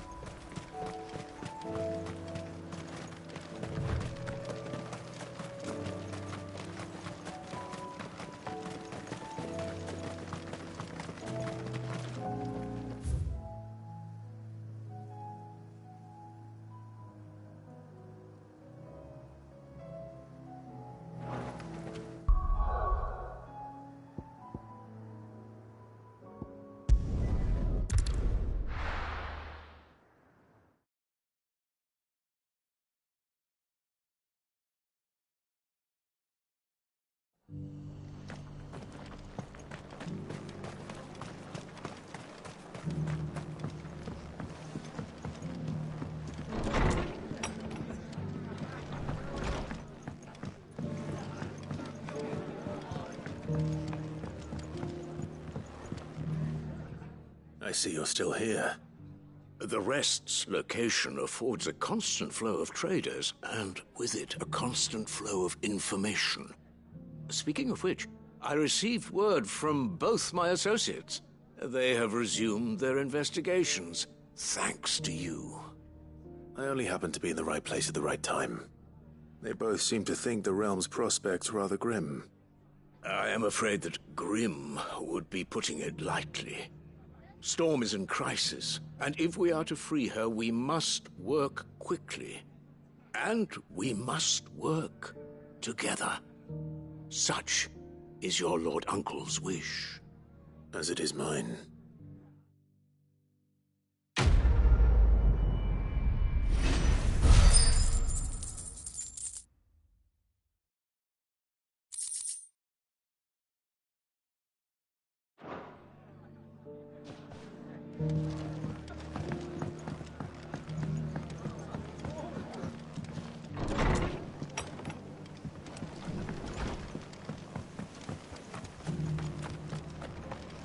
Just because the heavens have gone to rack-a-roon, you don't have to. Nearly done.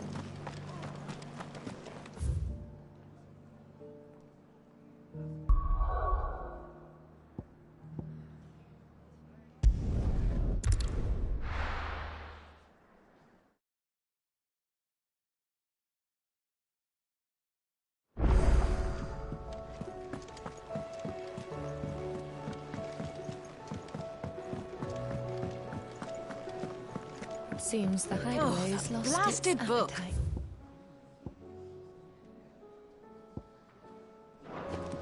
Can you blame them with the speed?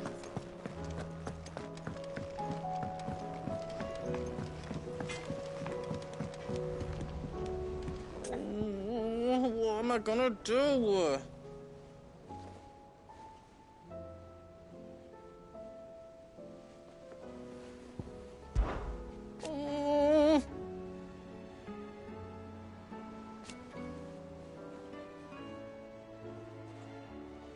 But no more.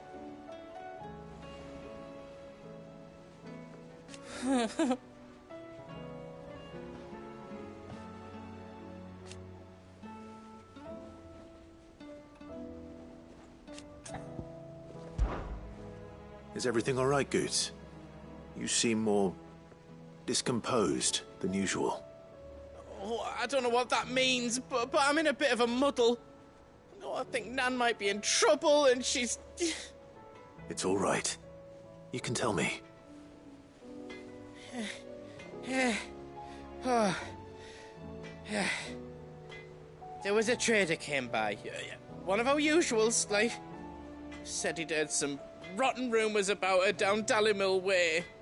Folk are saying she's been selling to bandits and cutthroats and that. I mean, she's fond of a chance to make a coin or two, aye, but she'd never do business with baddies. Especially not the kind who go hurting people who haven't done out. I wanted to ask her about it myself, but I'm scared she'll give us a tongue lashing. She'd never give your tongue a lashing, though, would she?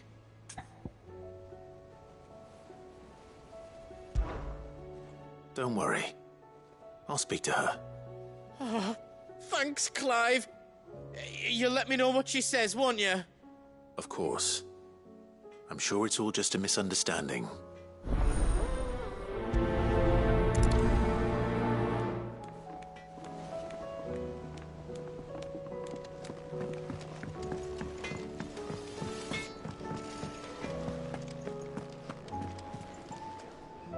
Lady Karen.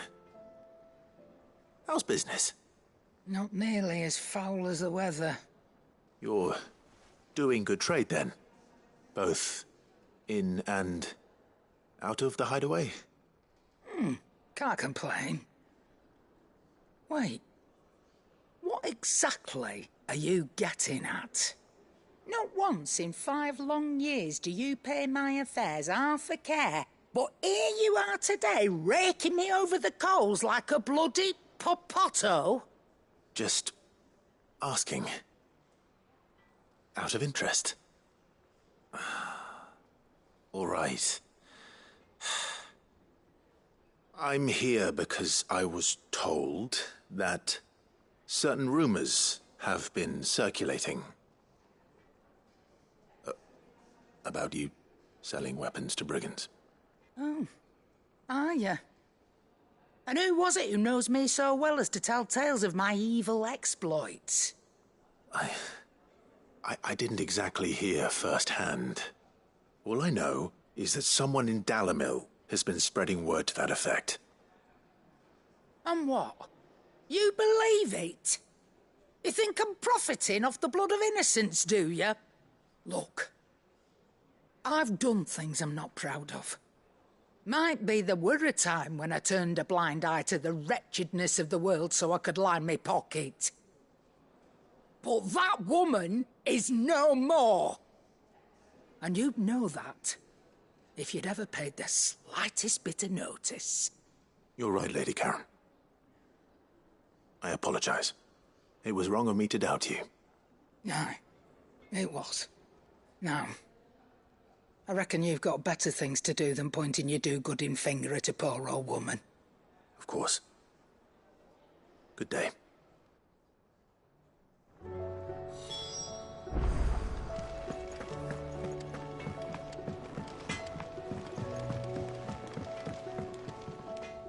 I spoke with Lady Karen. What did she say? That the rumors were unfounded, and that I was a fool for thinking they might hold any truth, along with some other things that made her feelings clear. And while it sounds like she may have done things she regretted in her past, she says those days are behind her. Oh, well, that's good. I knew Nan wasn't caught up in out bad. But why would people say she was? What did she ever do to them? It's not right. No, it's not. But people do things for all sorts of reasons. Perhaps we'll never know. Well, I'm going to find out. That trader, he said they were all talking about her in Dallimil. So that's where I'm going. I'll find someone who'll tell me, you'll see. Are you sure that's wise? Whoever's spreading these rumors means Karen ill. Oh, right. But that's why you'll be coming with me, isn't it, Clive? I suppose it is.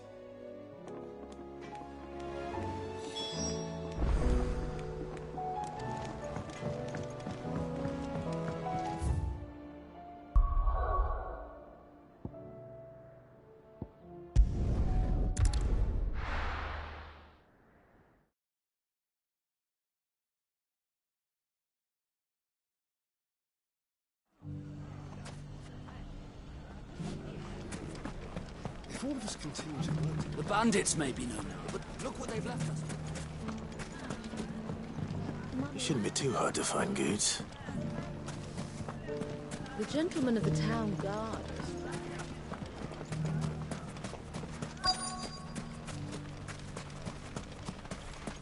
Could be I know something more. Clive, listen! I found someone who says he's heard the rumours about Nan. Have you? Go on. Tell him what you told me. All right. It's like I said. A wizened old crone by the name of Karen's been selling steel to whoever'll pay her price, be they knight or knave. Says the more swords and spears she puts in people's hands, the more war they'll wage. And the more war being waged, the more call for swords and spears. And who will they all turn to keep them in steel?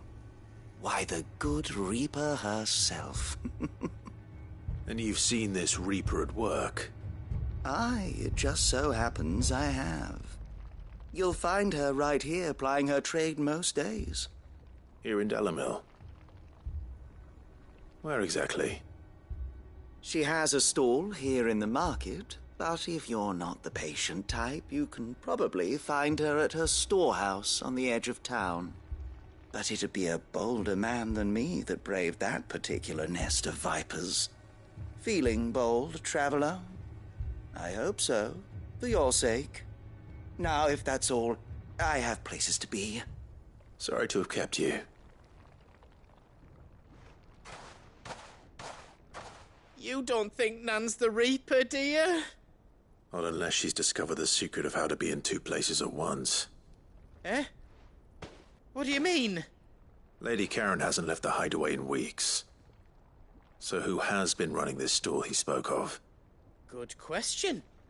I'll go and have a look. And I'll visit this storehouse on the edge of town. All right, but be careful, Clive. You too, Goods.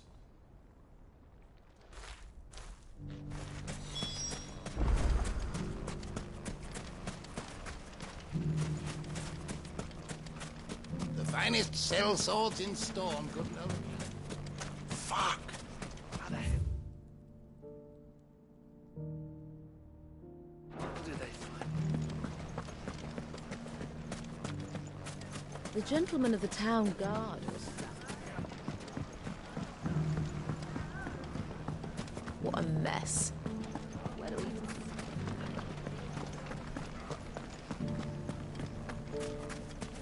You fought very bravely. The safety of the town is in our hands.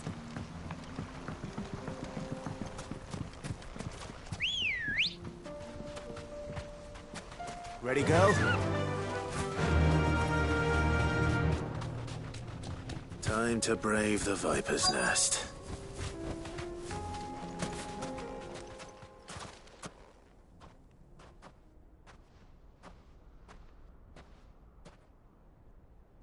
Just you, is it? Thought I might have laid it on a bit thick. It was a fairly unconvincing tale. So, what now? That's up to you. Die a slow death, or a quick one. Boys, he's all yours. But that sword is mine.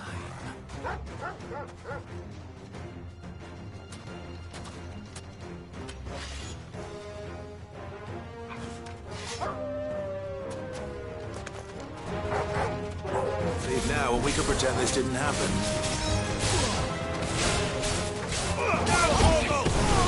Attack! This one!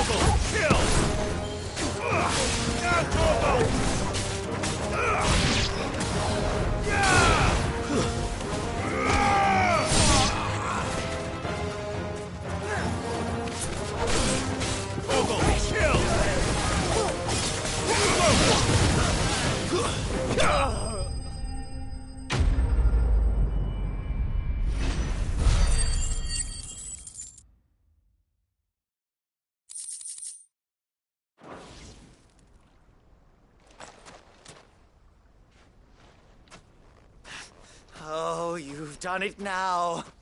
Go on. Tell me what I've done. When the Borgwyn finds out you've killed his men, he'll have your head. He only wanted that bull of a manservant, the dim one always clinging to Karen's skirts. You weren't even supposed to be here. Who the hell are you, anyway? What were you going to do to him? The Borgwyn wanted him to get to Karen. I was only supposed to point the lamp in the right direction once he arrived in Dalamil. But then you turned up.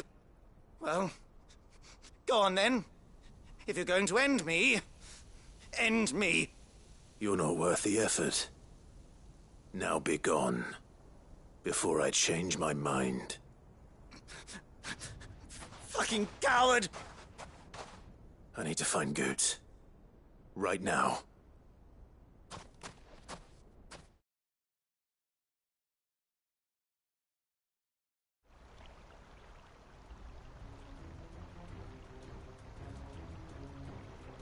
Get your filthy paws off me, you naughty-pated lout! Stop calling me names! And stop spreading them horrible lies about Nan! Well, that will be easy enough. For they are not lies. Every last word is true. And she must pay for her crimes in blood! Lord! Goose, are you all right? He's gonna kill Nan! He said she had to pay in blood! After what she did, it is only right. She ruined my life and the lives of countless others. That loathsome harpy's very existence is a crime, and I will not allow it to continue. Goetz, was it? I have no quarrel with you. Only with your employer. Run along now. You need not pay for her sins. No. No? I don't care what she did. I won't let you hurt Nan. Promise me you won't hurt her, or I'll kill you myself! Goetz, no. Enough, all of you!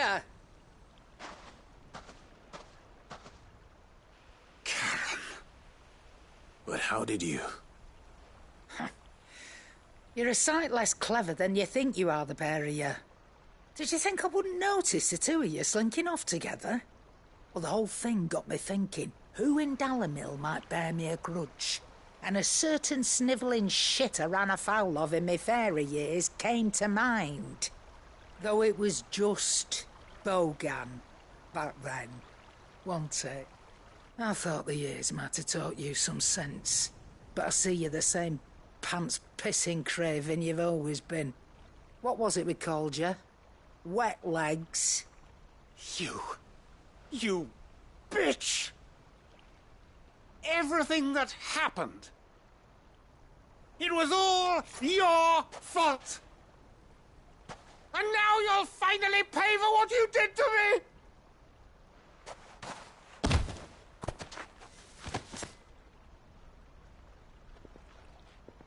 Goose, you... If you want a piece of Nan, you'll have to go through me. Fuck!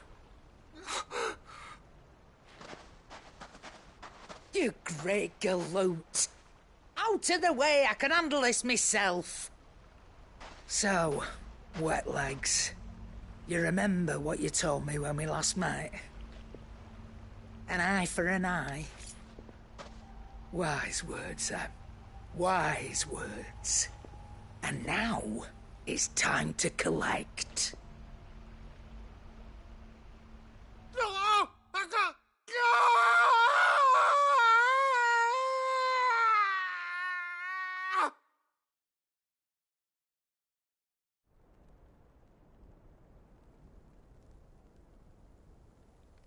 Sorry to keep you waiting.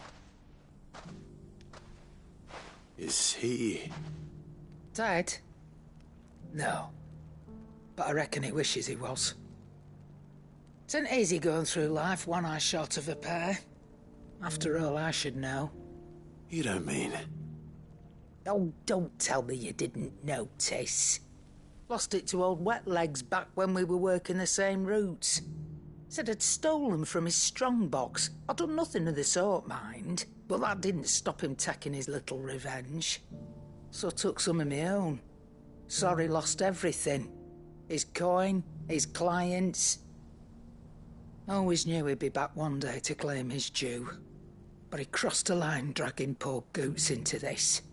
He didn't hurt you, did he? No, Nan. Still got all my arms, see? Legs too. But what if he comes back again? What if he does? First we take the other eye, then we work our way down.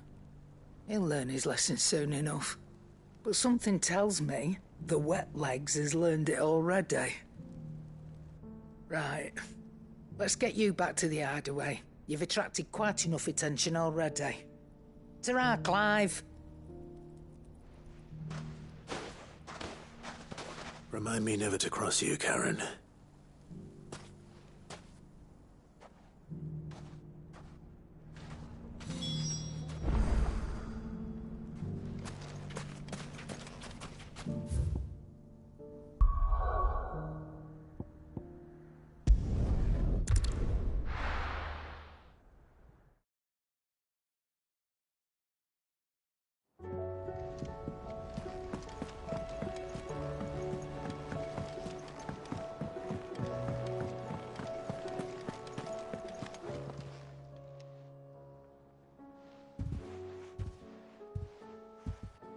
Nothing like a dish of cold vengeance to foul the gut.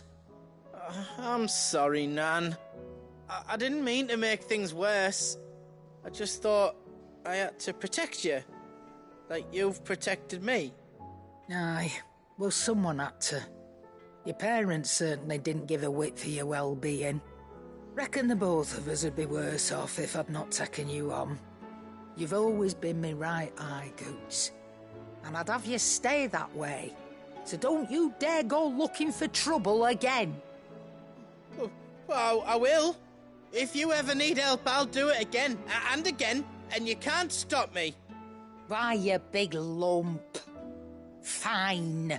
Play the hero if it makes you happy. Thanks, Nan.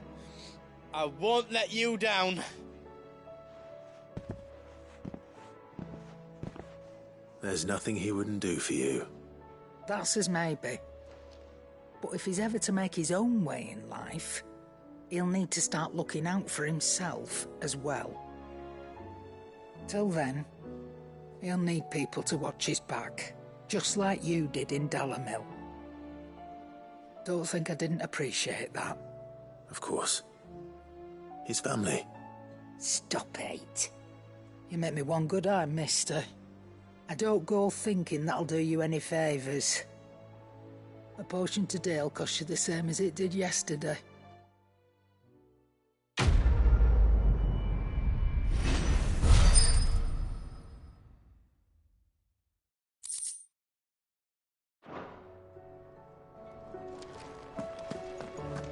It seems that...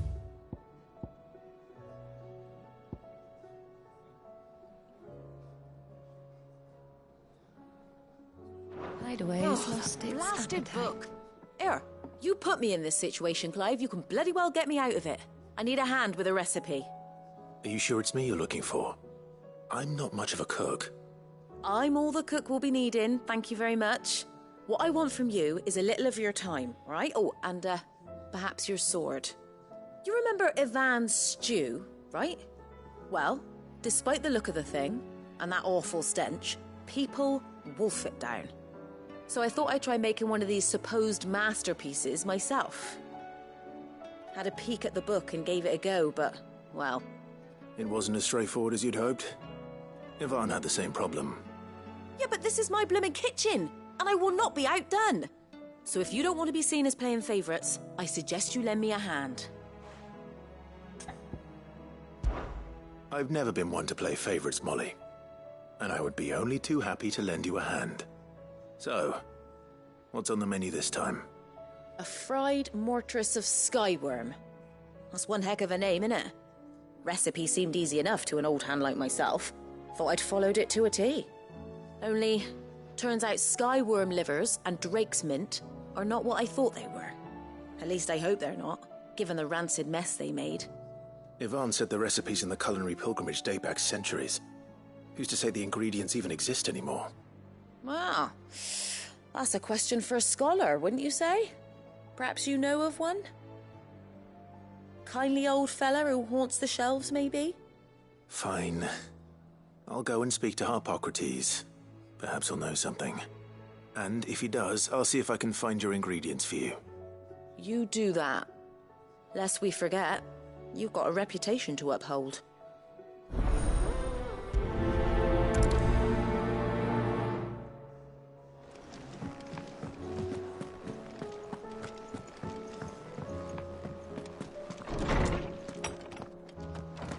Is a storm coming soon?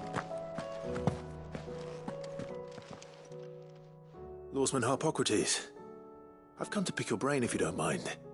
It's about the book you lent Yvonne. Ah, Valisthea, a culinary pilgrimage, a classic. One of my favorites, in fact. The young man did a wonderful job with the Chance's stew. I do hope we shall be able to sample more such marvels in due course. That's actually why I'm here. I don't suppose you know where I might find skyworm livers and drake's mint. Ah, so the fabled Sandbrequois delicacy is next on the menu. Delightful. The descriptions of fried mortress never fail to make my mouth water. Now, skyworm is a somewhat antiquated name for the wyvern, their ground livers being the paste from which the mortress is made. Dragon livers. How very Sandbrequois. One would have thought the disciples of Bahamut would have a touch more reverence for their icon's brethren, but apparently not. I believe the specific dragon the recipe demands is the blueback wyvern, said to be the very color of the sea beside which it resides. So we know where to look for our liver. But what about the drake's mint? Saint's bonnet in contemporary parlance, a herb which grows along the North Reach coast. I gather that one can locate the cheerful yellow flowers by their heady scent alone, so I'm sure you'll have no trouble finding them. I may add that people once believed game was best served with the flora that sustained it in life, in which regard fried mortress of skyworm is undoubtedly a typical dish of the time. Meaning that if I find one, I find the other. To Northreach, then. Best of luck, Clive. And do save me a bite once the dish is complete.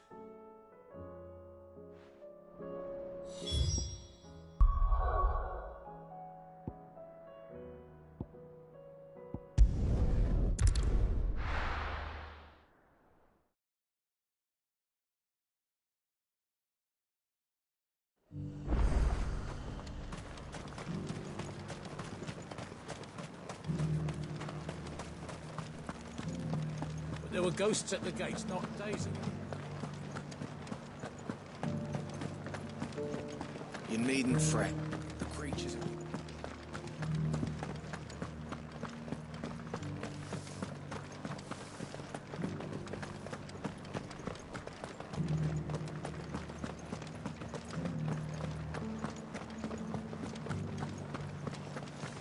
To the meadows, then. That's what they get.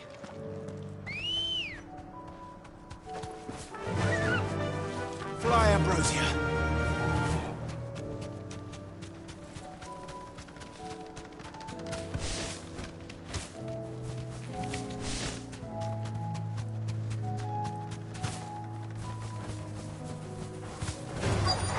This might take a while. Hippocrates said I should be able to find what I'm looking for somewhere nearby. Night blue dragons and bright yellow flowers. Should be easy enough to spot. This must be our wyvern. All right. Let's get this over with. Let's try. Kill! Attack! All yours, Torgal! Go for it! Yeah! Now, Torgal!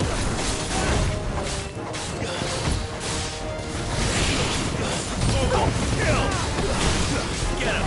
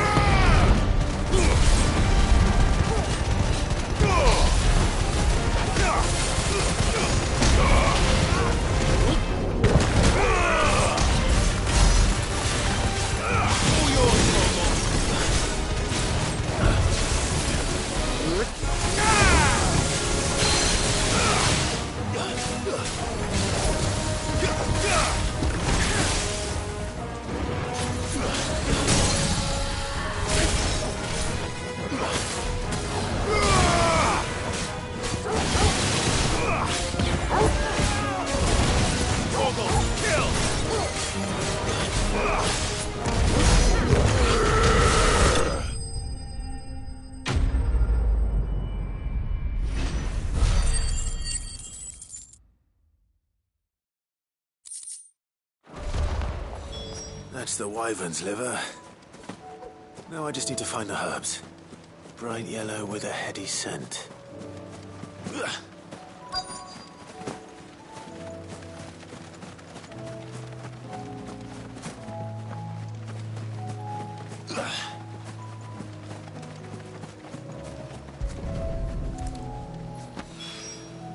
I think that's everything Molly needs to resurrect her recipe.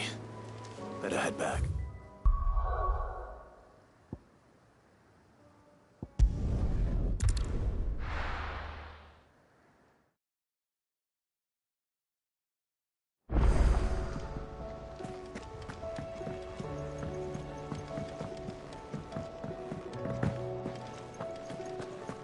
It seems the hideaway's lost its appetite. So, did you have that word with Tomes then? I did, and he was as helpful as ever. He told me exactly where to look, in fact.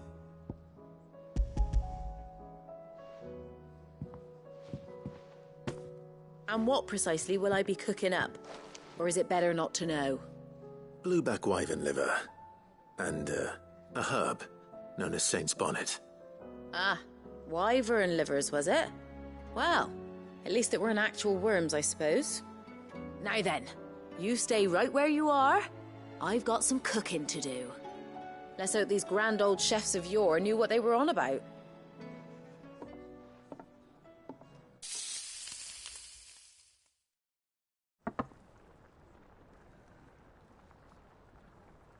And here we have it. Fried mortress of skyworm. Ivan's offered to make sure it's fit for consumption. Well, I say offered. He as good as begged. And rightly so. Is there any higher honour than partaking in a slice of culinary history?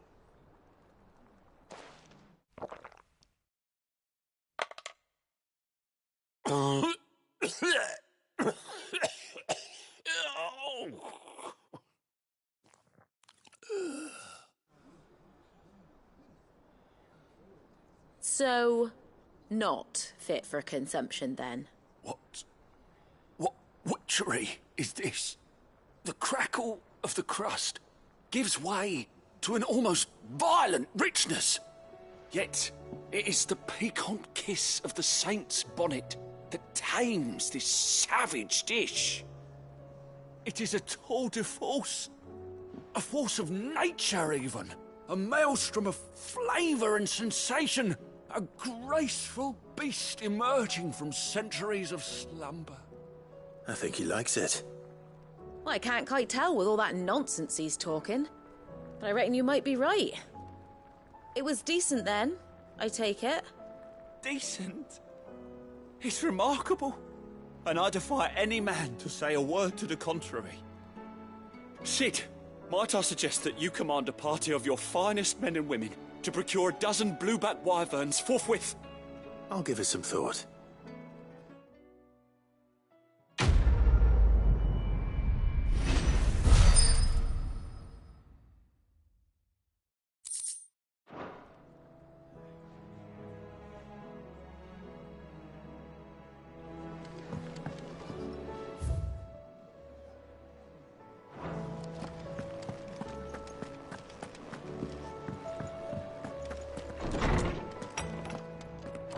Is a storm coming, Sid? Will there... Sid, perhaps you can help me solve a mystery. I can certainly try. Who's gone missing this time? It's not who, but what. Mid's scales, the ones she made for her workshop. I borrowed them to teach the little ones about weight, and shortly after the lesson, well, they vanished. My first thought was that they'd taken them off somewhere to play, but when I asked, they swore they had nothing to do with their having disappeared. Which almost certainly means they had everything to do with it. Perhaps a visit from Sid will jog their memories. I think it just might. Thank you. I don't like to imagine that my pupils would lie to me. But if they have, I'll have no choice but to discipline them accordingly. They were in the atrium when I last saw them, as always.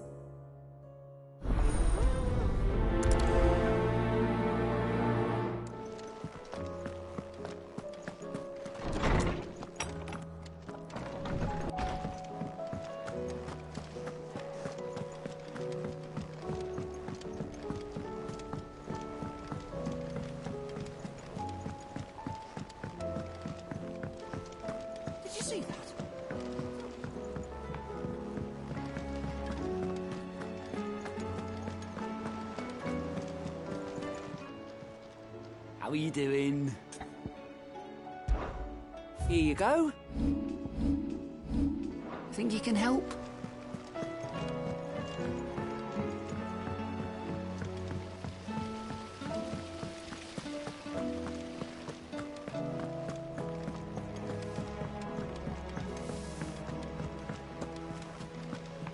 What do you reckon we should do?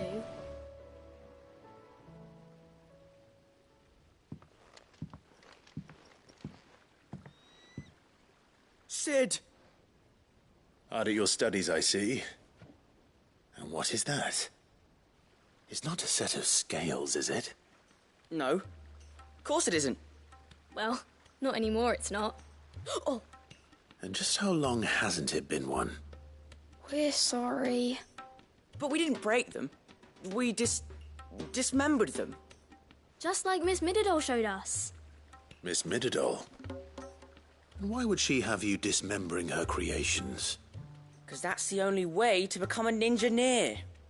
Miss Mididol said, the best way I see how something works is to take it apart and put it back together again. Well then, your work is already half done. Carry on. About that. The taking apart was easy enough, but it's the putting back we can't work out. Speak for yourself. The heavy thing goes at the bottom. Then...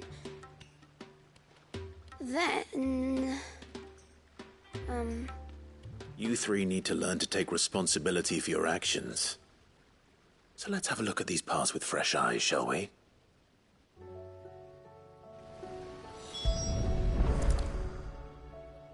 All right.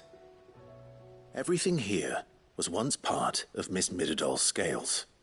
Every piece has its own role to play, and each is just as important as the others. If even one of them is missing, the scales won't work. So let's think about what those roles might be. You already know one of the pieces. The body.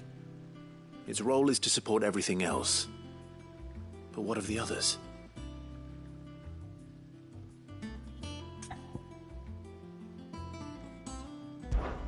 This is called the arm. Why do you suppose that is? It doesn't look much like an arm. You're right. It looks more like a wing. Like a chocobo wing! You've ridden a chocobo before, haven't you, Sid? Will you teach me to ride one day? I'll think about it. Now, what do arms do? Hold things. So wait, maybe this arm holds things too?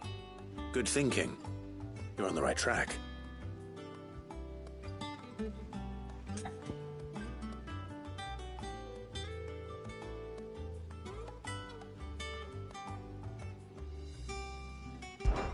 These round parts are called the pans. You all know what a pan is, don't you? I do. Molly uses them in the kitchens to fry bangers. But these aren't for frying bangers, you idiot. They're for weighing stuff. But what if I wanted to weigh goods? I don't think he'd fit on that little thing. Probably not. What are the chains for? Holding the pans up? Well spotted. Which means something must hold the chains up in turn.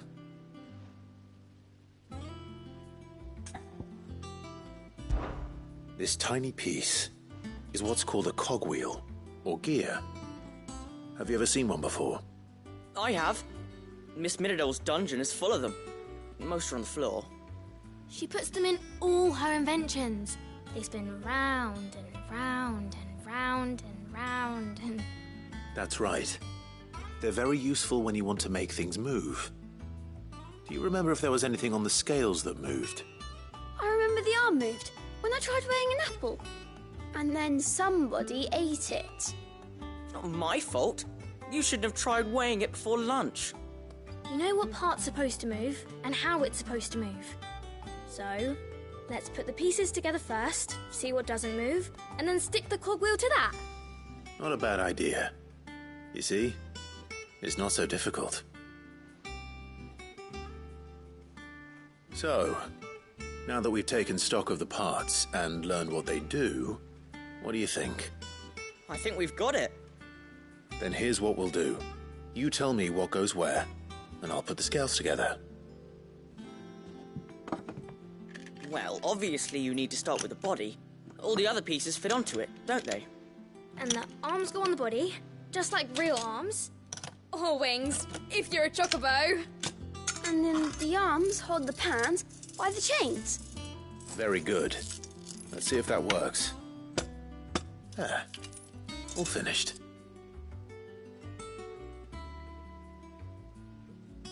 Yes!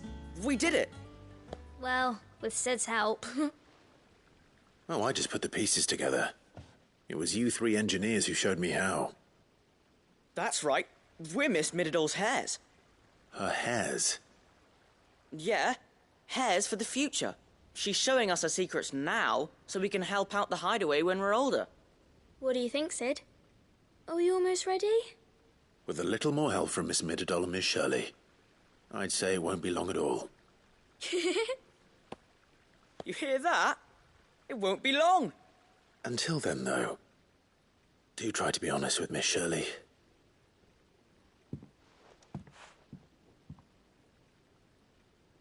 Hey, look! We never used the cogwheel. You don't think Sid forgot about it, do you?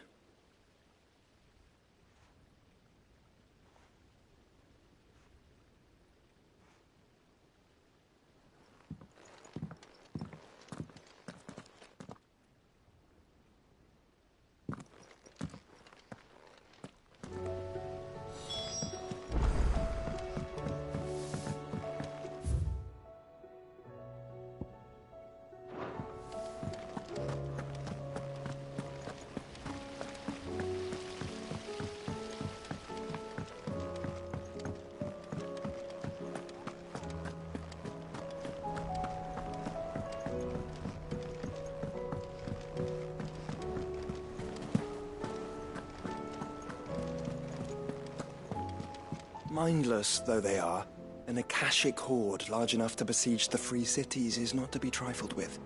We must proceed with caution.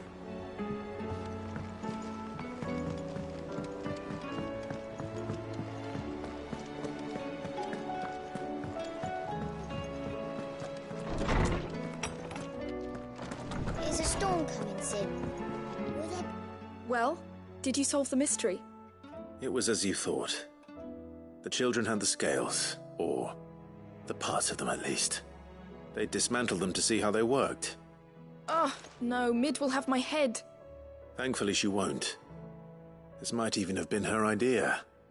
Although I was the one who ended up teaching the lesson. I'm so sorry, Sid. I know how busy you are. I shall see that the children are properly punished. Please, there's no need. Mid seems to have taken the three of them under her wing. She's even calling them her heirs. She'd have them follow in her footsteps. And her father's. I see. Sid, do you know why Mid has been spending so much time at the hideaway of late? She told me it was because her studies have been interrupted by events in Canva. Is that not true? No, it isn't. The university offered her a commission. In exchange for full tuition, room and board, they asked her to oversee the design of several new war engines. To anyone else it would be an opportunity, but to Mid, who lost both her parents to war, it was a bitter pill. One she was none too keen to swallow. But that should come as no surprise. She's only ever cared about bringing people hope. The very last thing war can be said to do. Which explains her heirs. She's working to give them a better life. And so should I. What's the odd engineering lesson? Ah, you've given them far more than that. And I'm sure they're very grateful.